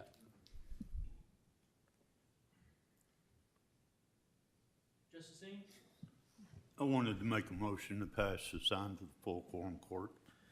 I have a motion to pass to the full quorum court. Do I have a second? Second by Justice Ecke. Any further discussion, Justice Dean, or just the motion? Justice Ecke? Thank you, Judge. It's so late. I hope I'm being able to make sense. After speaking to several employees just in passing, I've got to honor where they go, please pass the step plan for us. You of all people, you know personnel, you've always been there for us. Please pass this. And that's why I'm supporting the step plan, because they have looked at it, they understand how it impacts their families. They're looking at it and say, oh, good, this is gonna be good for me. This is gonna be good for my family, and I can do this, and I know what to expect. So look at it that way. As far as anniversary dates, if you were hired in November, then you gotta wait till November. If you're hired in May, then you get it in May. I mean, it's just that simple. That's the date you were hired. And that's fair and equitable to everybody. You get whatever bump on your anniversary day. And that's the way I see it. But I encourage our colleagues to pass this step plan, because that's what the employees see and that's what they want. And if we can afford it, then let's do it and take care of them. Thank you. And I will say, the problem is only in this first year, because in out years, everybody's looking at 5%. And that's where it's hard to get to fair in the very beginning. But if you look back, the way raises are done here, it's kind of not fair right now. There's a lot of people being left behind, so. Justice Coger? Thank you.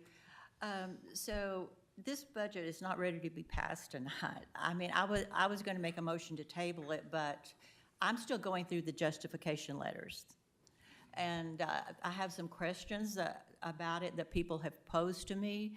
And what happened with having department heads come and talk to us like they have in the past? That gets information out to the public. This information, of course, it's been online, but the public doesn't know about it. We're passing a big budget here, millions of dollars, larger than we ever have, and we're having very little public input, and it's their money. I mean, I don't understand why we're in such a hurry. So I would make a motion to table this, if it's proper to do that. Justice Leming? Well, Mr. John Dutton said there wasn't nothing fair in this world. But I believe this step plan the way I look at it, and I've wrote lots of numbers, I've looked at what the sheriff's got, and I've looked at the computer, what you've got out there. I believe a lot of people on the right side, if you're on the right tennis team or the right ball team, I believe they have been graded way, way more than they should be for, if you've done 75 counties in Arkansas, Washington County is probably on top of the list of being paid and grades and steps. I'd like to have this comparison with Dumas and El Dorado and other places in Arkansas and see kind of how it's fair. I heard the statement several times, it's nationwide.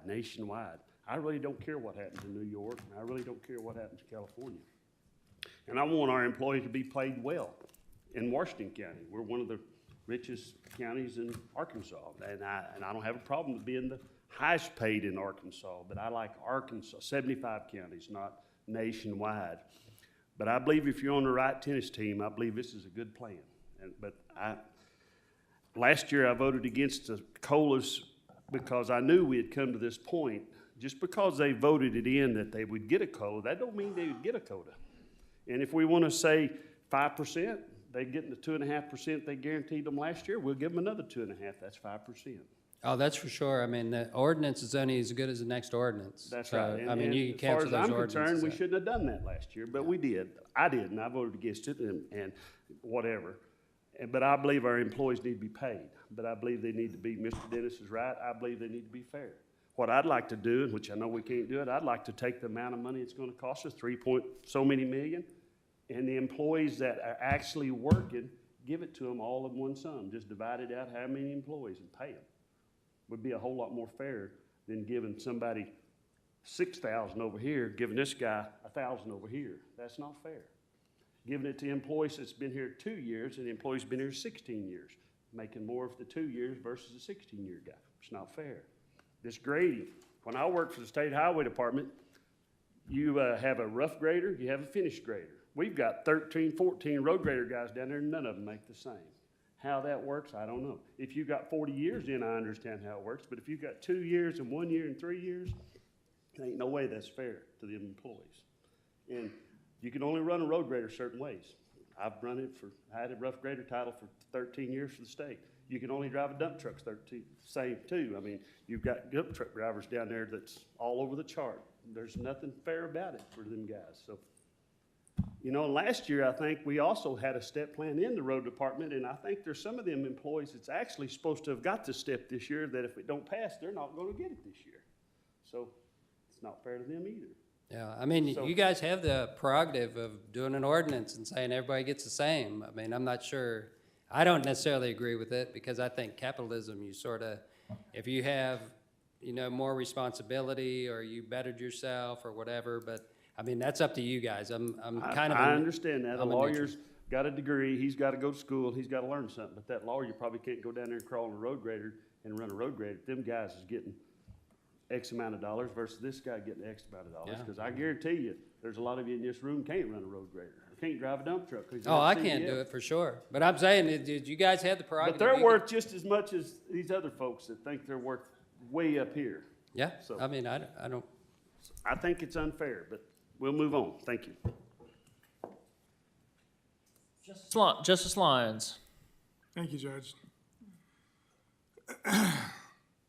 One of the problems I had when I started into this discussion was it didn't seem the only way our employees could get raises is if you regraded them, and I didn't understand that. I was told that that was true.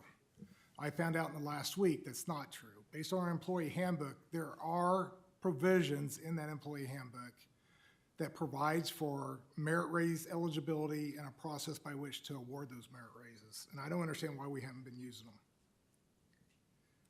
I believe in merit raises. It's what I've done for 25 years, 30 years of my career. If I work hard and I'm outstanding and I get a 5 in my performance reviews, I get a little bit more than the guy that's working 3, which is just doing the job, right? To me, that's fair. That's where we need to be.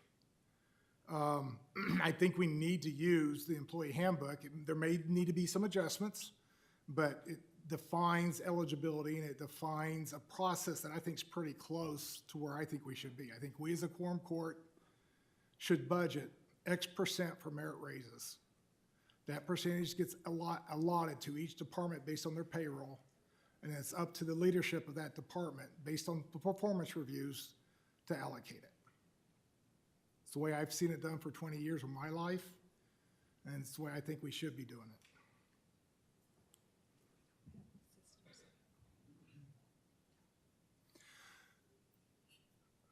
I move to amend the budget to remove the step plan, replace it with a 4% merit increase to be given out by the leadership of the departments based on performance plans.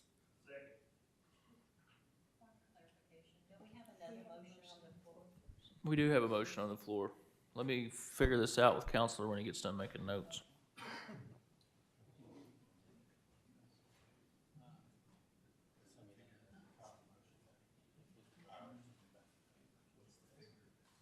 Hmm? 4%. We don't have a mechanism set up. You have to ask him. System to give out those raises in your paychecks. We don't have that system set up. That's the whole thing. You have to come up with the system first. All right. Well, 3%. I have a proper motion to amend by Justice Lyons to remove the step plan and replace it with a 4% merit Yes, sir. program. Okay. I had second by Justice Lenny. Just to be clear, this does trump the ordinance of the sheriff's previous pay plan in the roads, right? Yeah, you'd have to keep the steps out there for the sheriff and the road that's there, yes. This is for everybody else that's not on. Oh, okay, so the sheriff and the step plan will stay the same. Well, it would have to. I'm not doing anything with that ordinance. Any discussion on that motion? Do you want to discuss the amendment? The amendment. Yeah. To remove the step plan. To remove, you want to comment on removing? Justice Simons? One of the initial concerns with that is this court, and I understand some of you weren't on the court when we made this, but we made an obligation to the sheriff's department, and they graciously worked with us in the step plan. I feel like we're obligated to make good on that promise to them. And there's been talk of, well, we didn't promise this, we didn't promise that, but the indication was that those individuals were due some money, and they've worked with us in conjunction with the step plan and said, hey, instead of getting it all up front, I see potential. They're playing ball for the betterment of all. And I think if we scrap all the work that's been done for an arbitrated 4 or whatever percentage at this point, being November 12th, we're running out of time to go back to the drawing board and scrap everything and just shoot from the hip again.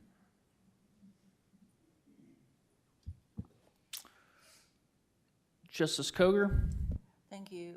Back to my motion to table. What happened to that? Did you ever make a motion? You said, I'd like to make a Oh. I mean, if I could, I would make a motion. Well, I didn't take that as a motion. Would you like to make a motion? Yes, sir. I'm making a motion now to table this until the next finance meeting. I have a motion to table by Justice Koger. Does that have a second? Dies for lack of a second. Back to the amendment motion. Justice Washington. Thank you, Judge.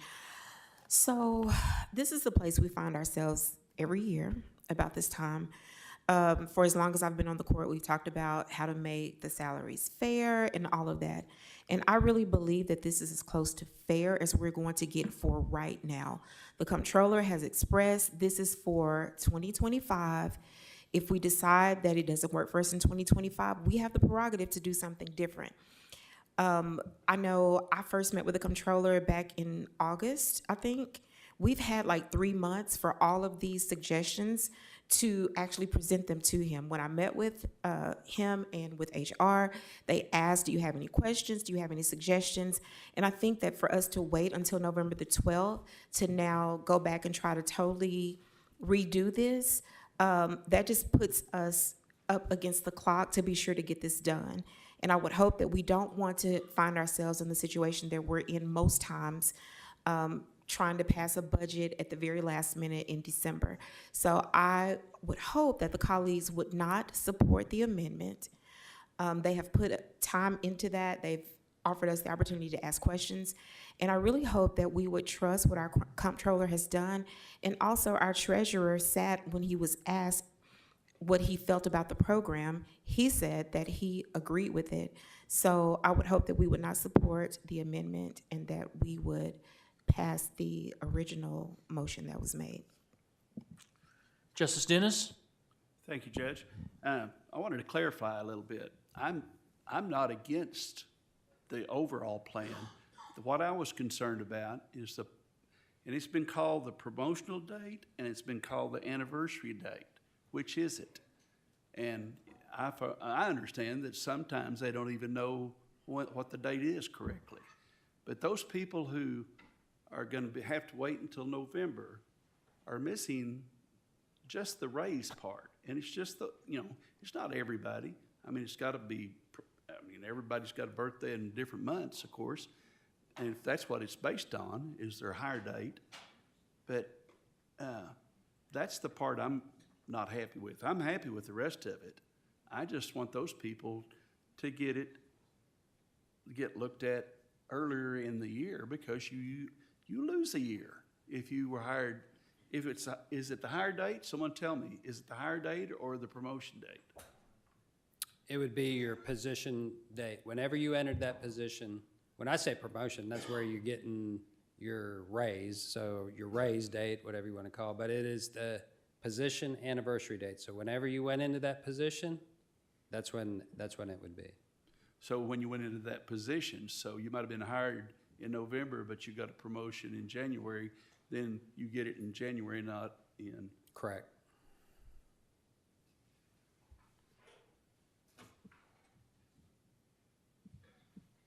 Well, I don't want to kill the whole bill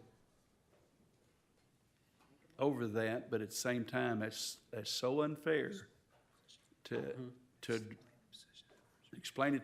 Yeah, maybe you can explain it to me where I understand it. I think it's so The position unfair. anniversary date is kind of the key metric, because it gives you a year's worth of data in order to give the performance evaluation. Since the entire STEP program is based on performance, it gives you a year. So if we had somebody, you talked about it, got hired in November, but then got a promotion to January, then you've got the ability to look at them for 2 or 3 months. So that's why we do the year. And that's why it may seem unfair to some, fair to others. But we do also remember that we did a no harm when we get into this program. So the new grades that were produced with 10 different steps, nobody went down. So everybody's jumping. Even if it's a penny, some people get more. So you get a first jump on January 1st, and then if it's less than 5%, you get a bump, possibly if your performance evaluation is satisfactory, on that position anniversary date. So you do get a bump in the beginning, and if it's not more than 5%, then you'll get another one in 25, somewhere on your position anniversary date. So those are the 2 dates. So there's a kick in the beginning to get you up onto the step ladder, and a potential in 25. Does that clarify a little bit more? Did it change in the middle of this process? No, that's the way it's always been. We selected the position anniversary date. It's the position anniversary date. He made the example of somebody who was hired in November but got a promotion in January. So in the insertion into that position that you currently hold. Just reverse that. If you got your promotion in December and you got hired in January. Right, and now your anniversary date is in December, so your manager can look at you for an entire year and then give you a performance review. And if you've already been here for 10 years or 6 years. Did you get a promotion? We're talking about that person. If you've been here for 10 years, one of the things that your ordinance that you put in place in 2022 that give a lot of people raises in 2023 going forward, it was kind of a cleanup when they did everybody through grade R, and everybody was kind of regraded that position. It was acted like a colander for pasta. Everybody got scooped up and they're on the bottom of it now. So if you look at the graphics that we show, there's a lot of white, there's a lot of growth that you can have in the future. And the reason for that is that everybody, or I not say everybody, but a majority of our staffs are less than the first quartile. So there's a lot of room for growth. So if we marry that with our current handbook, we're supposed to be at the mid quartile. So when you say, well, let's just use the handbook, the employee handbook, it's an employee disservice handbook, the way we have it set up now, because everybody's less than the first quartile. If you go to the mid, where everybody should be, everybody would get massive raises, which the county can't afford. So instead of using a poorly designed program, seem to be cobbled together, we're going to go to a step program, which is egalitarian. The first year has its rough patch. We understand that. But 26 on, it's like clockwork, 5%, 5%, 5%, if you are doing your job satisfactorily. And that's what this is built on. This system is perfect for public service. It's colorblind, it's position blind, it's completely blind, except if you're doing your job, you get your 5% boost, all the way up to step 10. Now, if you don't want to promote within the county, you can stay at step 10 forever and live off of COLAs that this body would grant. Otherwise, you have the ability to say, I need more schooling, I look up, and that's why we have the minimum qualifications for positions. You can say, I can do that position, I could be my boss, or I can go to this other department here, and you can move up and you can get into an entirely new grade. That's on the employee. That's all well and good. It's just a matter of this first year. Some of them are gonna get less than others would have got. Right.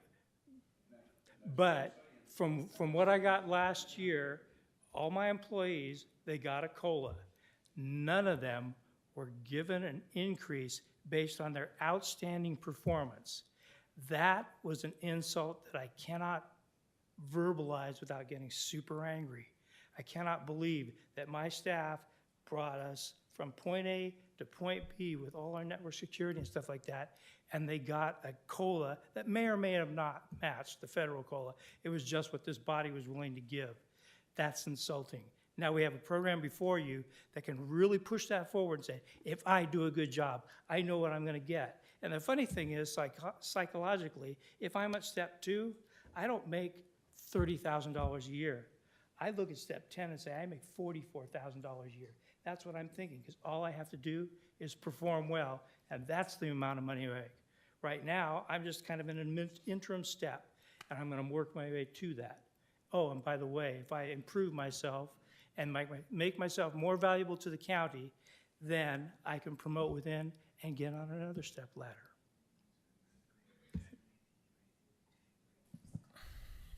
Justice Lyons? Thank you, Judge.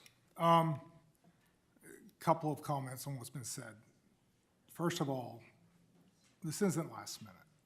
I've been working on this for weeks. Been asking questions, been getting feedback, been doing the research. I don't understand on the example of the sheriffs, because quite honestly, the sheriffs and roads department, they either get the step that they were promised previously in the ordinance, if this is pulled out, or they get this one. So I don't understand that comment. I just wanted to reply to those couple of points. Thank you. Well, we worked with the sheriff's department and said, okay, what can we give you to get you whole? And a lot of that had to do with breaking out the far end. So we added a step 10. A lot of the sheriffs were at the very edge of the end of their ranges. Now, based on the GRADAR system, we've got them slotted correctly. They have a lot of years for growth. And so instead of having 1 or 2 more raises left, some of them have 6, 7, 8, possibly 9 raises that will come into the future. So they saw this as an advantage, a short-term disadvantage by not taking full advantage of your previous ordinance, but then by moving into this new system, have more outside or outbound prosperity towards it. So they saw it as a win-win, a little bit less now, a lot more later down the line, and guaranteed based on performance. Justice Coger? Thank you. Well, I understand that we've been working on this for a long time, but the public hasn't been involved in it. That was my point. I have a couple of questions about, so what if someone had a promotion date in January? And they also, I mean, would they get, what would happen then if they were, you know, they get the raise and they get both of them? Correct. So whatever they got to get onto the step would be on January 1. If their anniversary date is January 10th, then if they have a performance evaluation that's positive, they would get their increase then. And here's something I'm not clear about, but I need to be. So when someone maxes out, like we have a lot of county employees that have been here a long time. When they max out, is there any way that we could at least make a mandatory COLA so they would at least get the mandatory cost of living adjustment? That cost of living adjustment is up to this body annually. So you can set it for whatever you like. We're not there yet, so that's in the future.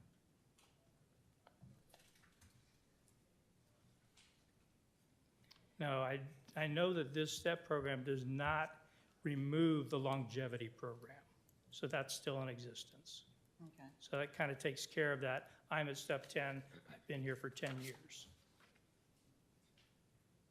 Okay, I have a motion to amend the budget. I didn't realize it was gonna have to be made tonight, but I would like to amend the budget that we're considering to add 3 new public defender positions, and I have the amounts and the line items for those. If I need to read them off, I can do that. Are we ready? We already have an amendment. We voted on the last amendment. Okay. Just a second. Just point of order. What? I'm sorry, I'm trying to activate your mic by looking at it. Just a second.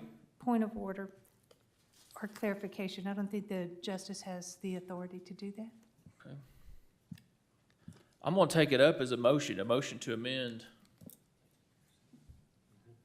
A motion to amend the budget to add 3 public defender positions To next year's budget, to next year's budget. 2025, and I have the line item numbers and the amounts. Okay? Shall I- Does that have a second? Let's get past this point before we get into the details. Second, okay? What are the line items, please? Line item, okay, looking at the public defender's budget that was on here, I don't know if they've got it, if it's pulled up or not, I can't read that. Okay, right now, the line item salary full-time is 669,611. Adding 3 new public defenders would change line item 1001 to $909,212. And so as I go through these, this is what it would cost for adding 3. Line item 1006, FICA Medicare matching, that wouldn't change it. The existing line item is 56,350, and this would change it to 74,679.49. Line item 1008, which is employer retirement contribution, right now is 102,914. My amendment would change line item 1008 to 139,620.85. And going to line number 1009, health insurance matching. Right now, that number is 89,856. My amendment would change that to 119,808. And I'll give you this, Attorney Lester, when I'm through if you want. Okay, also line item 1016 will go from 648 to 864. Workers' comp, line item 1010 will go from 853 to 958.84. The salary part-time and the longevity stays the same, so that would change the budget to $1 million for the public defender for next year, $1,312,100. $1,312,133.19. That is my motion. And I'd like to be able to speak, to lay some groundwork for that. Okay, motion, Justice Trail Stafford, your second still stands? Justice Coger? Yes. The reason I'm doing this is we always hear about how overcrowded. Oh, sorry. We always hear about how overcrowded our jail is, and we know that our public defenders are overworked, and they do the best they can with what they've got. I have talked to 4 circuit court judges, and they think this would be a great idea. And we have a new circuit judge, Joanna Taylor, will be taking over for Judge Lindsay in January. And she'll be doing the criminal part that he does now. If we add right now we fund 9 positions for the public defender. We fund 24 positions for the prosecutor. Yet the public defender handles over 93% of all the criminal cases in Washington County. The prosecuting attorney's budget for 2025 is $2,277,000, as it is now, and the public defender's budget for 2025, before my amendment, is $1,159,667, a difference of $1.1 million. My amendment will increase the budget to, well, like I said, $1,312,133.19. That's still $965,000 less than we fund the prosecutor. As of 10/11/24, we had 474 people in our jail pretrial. 294 of those have been there for 60 days or more. For just those 60 days, for 294 people that's 17,640 bed days, times $80.52, which was the last number that we got from the state auditor. So that's $1,420,372.80 expense that we've already incurred. If these 3 new public defenders, and this, I think this is a very conservative estimate, if they could handle 100 cases a year, times 3, that would be 300 cases. If they could reduce the minimum days that people stayed in jail by just 30 days even, that would be 9,000 less days. So that would be a savings of $724,680. So I think the county would save money if we could do that, if we could move people, get people out of jail and get their cases through faster. And when we have, like I said, we have the circuit judges who are in favor of that, 4 of them. And I would have asked them to be here tonight, but I didn't realize we were going to be voting on the whole budget tonight. But also, we have positive social impacts beyond the immediate financial savings. Individuals who are held in pretrial detention can face severe economic and social consequences such as job loss. If we could reduce their pretrial time and get them back out in the community, get them back to work, let them support their families, get the families connected, that'd be a win for all of us. But it's not just the pretrial. Three new public defenders could make such a difference in addressing the backlog of cases that we have right now. That's why I'm bringing this, and I hope that my colleagues will support this. Thank you. All right, thank you. Anybody want to debate the motion? We're going to have to take up some of these amendments because I'm losing track of them. So first up, the amendment to add the 3 public defenders. Justice Rio Stafford, do you want to speak to that? Yes, I got lost in all those numbers. Bottom line, how much would this add to the budget total?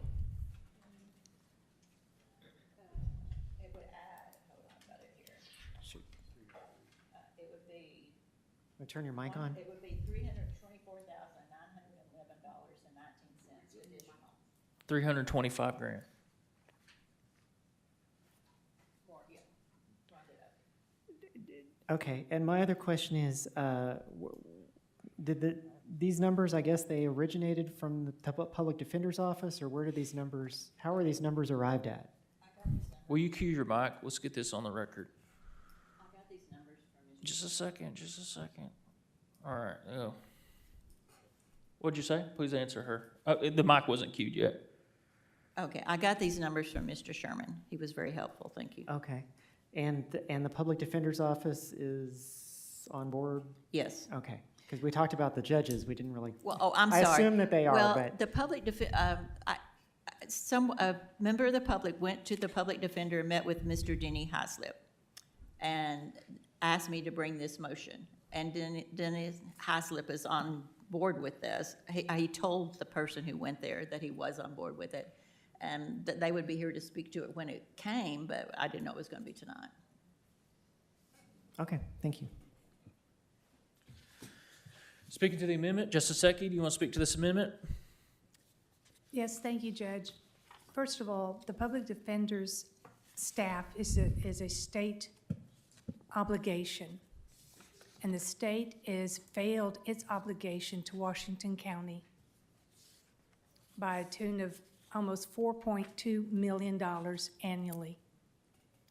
These positions that are going to be added are not our responsibility. They're the responsibility by the state. Secondly, if they would, I would like to know how many stays of continuance do they have on record? There are some that go up to 5 years from the public defender's office. You can't just go to court ill-prepared and say, I want a continuance. Number 3, the circuit judges, it's good that now Judge Taylor is listening to, what are they, felonies, criminal cases. But if they would all apply Amendment 81 to themselves and have all of them listen to felony cases, we wouldn't have this backlog. They would all equally listen to these cases, pushing all of these pretrial people out of the jail.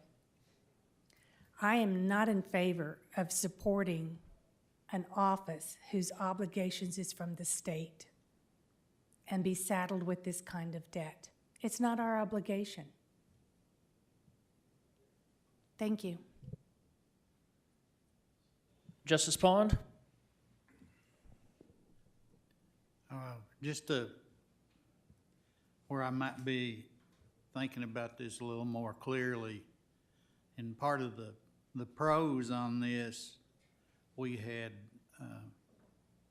budgets of the prosecutor compared to the budget of the public defender's office. And correct me if I'm wrong, but the prosecutor, he prosecutes a whole bunch of cases where the public defender's not involved. I mean, you got several people out here that actually take their own money and hire a lawyer. And so I kind of don't like the idea of comparing those two budgets and saying, well, the prosecutor's making this much, or the prosecutor's getting this much money for their budget, and the public defender's getting this much for theirs. The prosecutor has this big a staff, public defender has this one.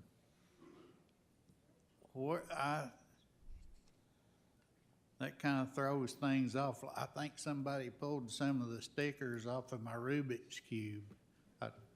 I'm sorry, maybe it's getting a little bit late, but no, I won't be voting for this amendment. Thank you. Justice Simons? I just wanted to echo what my colleague said. This is a state obligation. How many public defenders do we have currently? Yeah, we probably deserve a few more based off of our caseload and just growth in our county and all of that. But again, we're already funding positions. That's not our obligation. And so now we're gonna add another $333,000 to reward the state for sticking us with a bill that's not ours. Like, we got people sleeping on the floors. Like, this is an exacerbated problem. I know it's not super simple, but just adding a few more people to further pad the state's budget. Like, as a taxpayer, I've already been taxed for a budget that in part should have come back to my county to fund these positions to keep these people out of our jail. And so to ask me to bear a second tax on a municipal county level to fund the same position that's not our response, that's ridiculous. I have a motion to call the question by Justice Secchi. Second by Justice Lemming. All those in favor? Those opposed? That motion carries. We're going to call a question. Mr. Allen, will you please call a roll? This is on Justice Coger's amendment to add 3 public defenders to the 2025 annual budget. Thank you, sir. Justice Taylor? No. Justice Wilson? No. Justice Simons? No. Justice Bowerman? No. Justice Lyons? No. Justice Ecke? No. Justice Dean? No. Justice Washington? Abstain. Justice Koger? Yes. Justice Dennis? Justice Rios Stafford? Abstain. Justice Lemming? No. Justice Ricker? No. Justice Pond? No. The amendment fails. Back to the original amendment, we have amendment on the floor of Justice Lyons' 4% merit pay. Any more discussion upon that amendment? I had second by Justice Lemming. If not, Mr. Allen, will you please call the roll? This is to remove the step plan from the budget and implement a 4% merit program. Justice Taylor? No. Justice Wilson? No. Justice Simons? No. Justice Bowerman? No. Justice Lyons? Yay. Justice Ecke? No. Justice Dean? No. Justice Washington? No. Justice Koger? No. Justice Dennis? No. Justice Rios Stafford? No. Justice Lemming? Yes. Justice Ricker? No. Justice Pond? No. That amendment also fails. That brings us back to the original amendment, or the original motion to pass the amendment as written by Justice Dean, and we had a second by Justice Ecke. Further discussion on the item number 21? Sorry, man. I know we're back to the original motion, which was a motion to pass as presented tonight by Justice Dean, and we had a second by Justice Ecke. Further discussion on the budget? Public comments on item number 21. Seeing none, we're going to take up the question. I have a motion to pass item number 21 to the full quorum court by Justice Dean, a second by Justice Ecke. Mr. Allen, will you please call the roll? This is on the passage of the budget. Justice Taylor? Yay. Justice Wilson? Yay. Justice Simons? Yay. Justice Bowerman? Yay. Justice Lyons? No. Justice Ecke? Yay. Justice Dean? Yay. Justice Washington? Yay. Justice Koger? No. Justice Dennis? Yay. Justice Rios Stafford? Yay. Justice Lemming? No. Justice Ricker? Yay. Justice Pond? Yay. Item number 21 passes to the full quorum court. Item number 22. An ordinance levying the county, municipal, and school district taxes for 2020.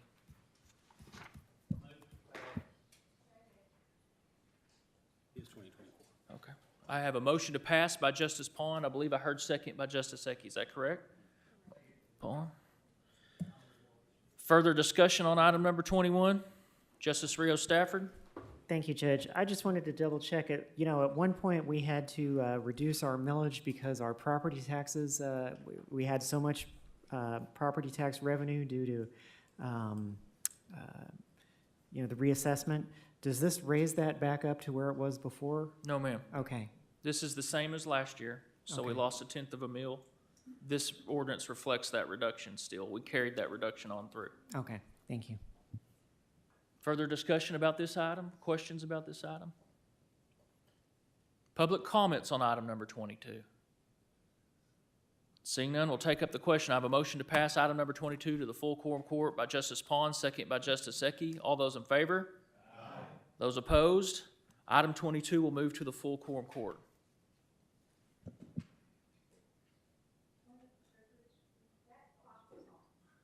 I am sorry.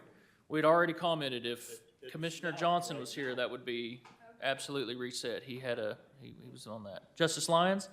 Yeah, I move that we have a consent agenda with items 10 through 20 and 22. I have a motion for a consent agenda by Justice Lyons, items 10 through 20 and item number 22. Second by Justice Simons. All those in favor? Aye. Those opposed? Items 10 through 20 and number 22 will move to the consent agenda. With that, we'll have our final moment here this evening. We have a public comment period, 12 minutes of public comments with 3 minutes per person. If you'd like to address the body tonight, please line up. We'll start public comments. Come forward, yep. Just go ahead and please state your name, where you live, not that, just where you're from, so we can have it for the record. Okay, thank you, Judge. My name is David Crookmeyer. My wife and I moved to I live down by Strickler and moved there in 2020. Recently, my neighbors made me aware that a meeting was held at the Strickler Fire Station regarding new zoning laws. I'm here to offer comments on the Zoning Act of Washington County. I've read the 183 pages of the proposed ordinance. I've reviewed the Washington County zoning map in progress dated 10/28/2024. I've read the proposed ordinance change introduced by Justice of the Peace Kyle Lyons, item 230076. I have viewed the County Services Committee meeting on YouTube dated 5/30/2024, where JP Lyons' proposal was discussed. Therefore, I cannot support any motion that would remove the quorum court from the appeal process between the Planning Board and the Zoning Board of Adjustment to the Circuit Court. This type of action eliminates the checks and balances provided by the quorum court, thereby silencing the voices of the residents and taxpayers of Washington County in such matters through our legally elected representatives. I will welcome a meeting with Judge Deakins or members of the quorum court to discuss this issue in detail. During the court service meeting on May 23, 2024, Justice Fleming identified that the CUP process is broken and has no method of enforcement. Mr. Otta stated that no county code enforcement officer exists and nothing other than maybe a $200 per day citation can be issued. Until laws are passed to enforce the noncompliance of the CUPs and code enforcement officers are funded and utilized, I fail to see how designating commercial zoning on the map will solve any problems being experienced by the county. One method of both helping fund and staff code enforcement might be to utilize the existing Arkansas forfeiture laws for habitual violators owing more than $5,000 in fines. In this case, 80% would go to law enforcement and prosecutors, and the other 20% would go to the crime lab and equipment fund. I do support businesses such as convenience stores, restaurants, auto mechanics, bed and breakfast, and the like, but could not support zoning that would include wind turbine farms or marijuana growing houses in the identified areas on Highway 170 at its intersection with 265 or Highway 156 from West Fork to Hogeye.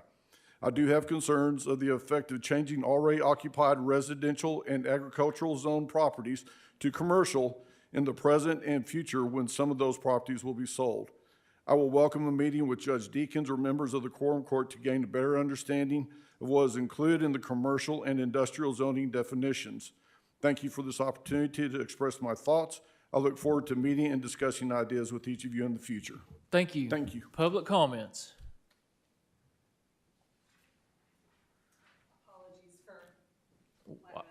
I don't think she bothered any of us. I want to thank you all for some of the updates that you have made to the zoning ordinance.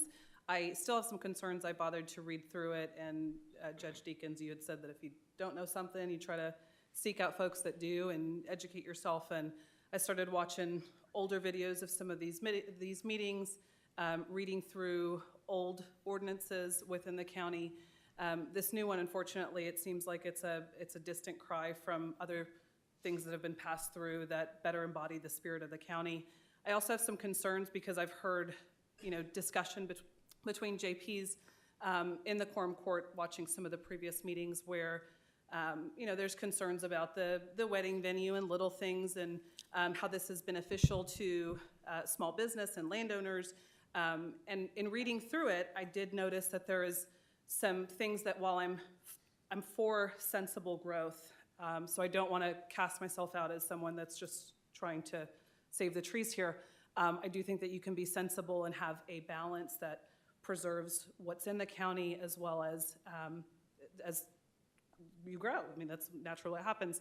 And I noticed that there was things like bond funding for roads, and these things are on the burden of the developer. That attracts a different type of developer and folks that would take advantage of that zoning. When I say take advantage, I say they're going to develop it. And that's why I say please exercise caution, because once this is done, it's not something that you can go back from. Again, I introduced myself before as being from North Texas. Northwest Arkansas is not an eyesore like Texas. I certainly hope that you guys understand that you guys have a huge weight on your hands as you guys go through the intricacies of this zoning ordinance, and a responsibility to the public and the folks that live here to ensure that you guys strike that balance and make sure that you are sensibly infilling and collaborating within the rest of Washington County of places that are zoned as being within city limits. That you guys infill that first before you guys expand out, or sensibly look within a radius.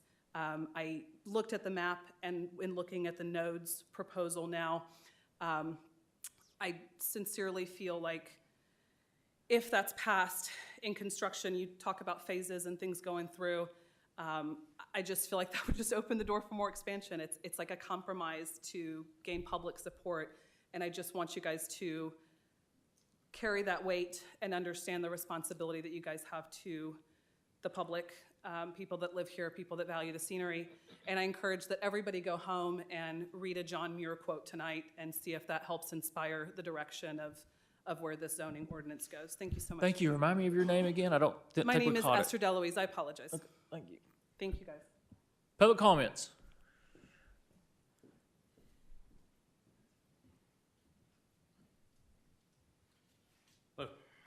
My name is Jordan White. I'm a master electrician, Texas, in the state of Texas. Moved here to Arkansas. Collaborated with architects, engineers, developers, urban planners, contractors in the DFW Metroplex across 4 counties to help reshape the North Texas area. My relocation to Northwest Arkansas comes with the opportunity to seemingly do it again with the growth that approaches Washington County. I'm flying off the cuff here, but wish to address the zoning map, which initially affected my area directly. When I first saw the zoning map and ordinance, and I thought, wow, the planning committee is really laying their cards out on the table. The updated map certainly softens the blow, but there's no turning back from that. We all saw the map. We kind of see what the end game there is. With NWA being the 18th fastest growing metro in the county, the growth may be a new frontier for many of us, which also brings many questions. Not only do we need to ask the right questions, but we need to ask the right people across a broad spectrum of experts, architects, engineers, urban planners, economic mobility specialists, and community organizers, and real estate developers. Real estate developers, I believe, carry a little bit more responsible role to play here. Asking a realtor for advice for urban planning is somewhat similar to asking a fox to protect your chickens. I would certainly hope that they're non-biased when it comes to their smart growth and treat it as if they are a consultant without their own interests in mind. If there's anything I've learned in my 15 years of construction, it's 2 things. At first, when a project becomes too large, you have to do things in phases. And second, whether it's a barn, a duplex, a house, a school, a business, a skyline, a city, a county, a country, there's a common denominator between all of them, and as it pertains to development, and it's that you have an objective and a blueprint. And the blueprint is, in this case, Washington County. I think the map needs to go back to committee, which I appreciate it being reconsidered. And I encourage the existing city limits to be somewhat of a target or a focus as far as outside areas within a certain radius. Maybe encourage these cities to annex these zones for future revenue and utilities expansion and road development. Spider builds its web from the center out. I think it's in our best interest to target and focus on the parcels closest to urban development where the appetite for growth is already apparent. And I believe that this method will help define future zoning and make it more clear. I appreciate it. Thank you. Public comments. Come on, let's go. We got time for one more speaker. Running out. I'm just a resident. I just showed up. I just want to Right. appreciate Mr. Dennis for actually saying what needed to be said. What was your name and I'm where you sorry. from? My name is Shannon Coots, and I am just a small farmer out in West Fork. I just feel like there's not been a lot of information. Most of my neighbors don't know anything about this, and that's unfortunate. And I'm like I said, I think once you, like you said, you go big, you can't go back small. And a lot of us just don't know how this is going to affect us, and we'd like to have a say. That was it. Thank you for your time. Thank you. Public comments. We have 2.5 minutes left.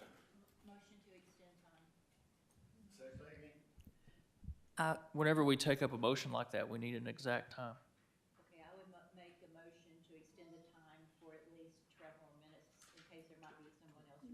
12 more minutes.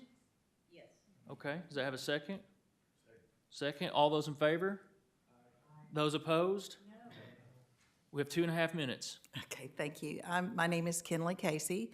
Haven't moved into Washington County. My grandchildren are fifth generations. Our family farm is still in the family. I think my main concern with the ordinance is the one-size-fits-all. South Washington County and 412 corridor are completely two different things. And I can't see where the commercial zoning as presented fits both of those. And I think we need to look at individual areas to see what works best for that area. But thank y'all. I appreciate y'all serving. Thank you. We appreciate you. And with that, we're going to be adjourned.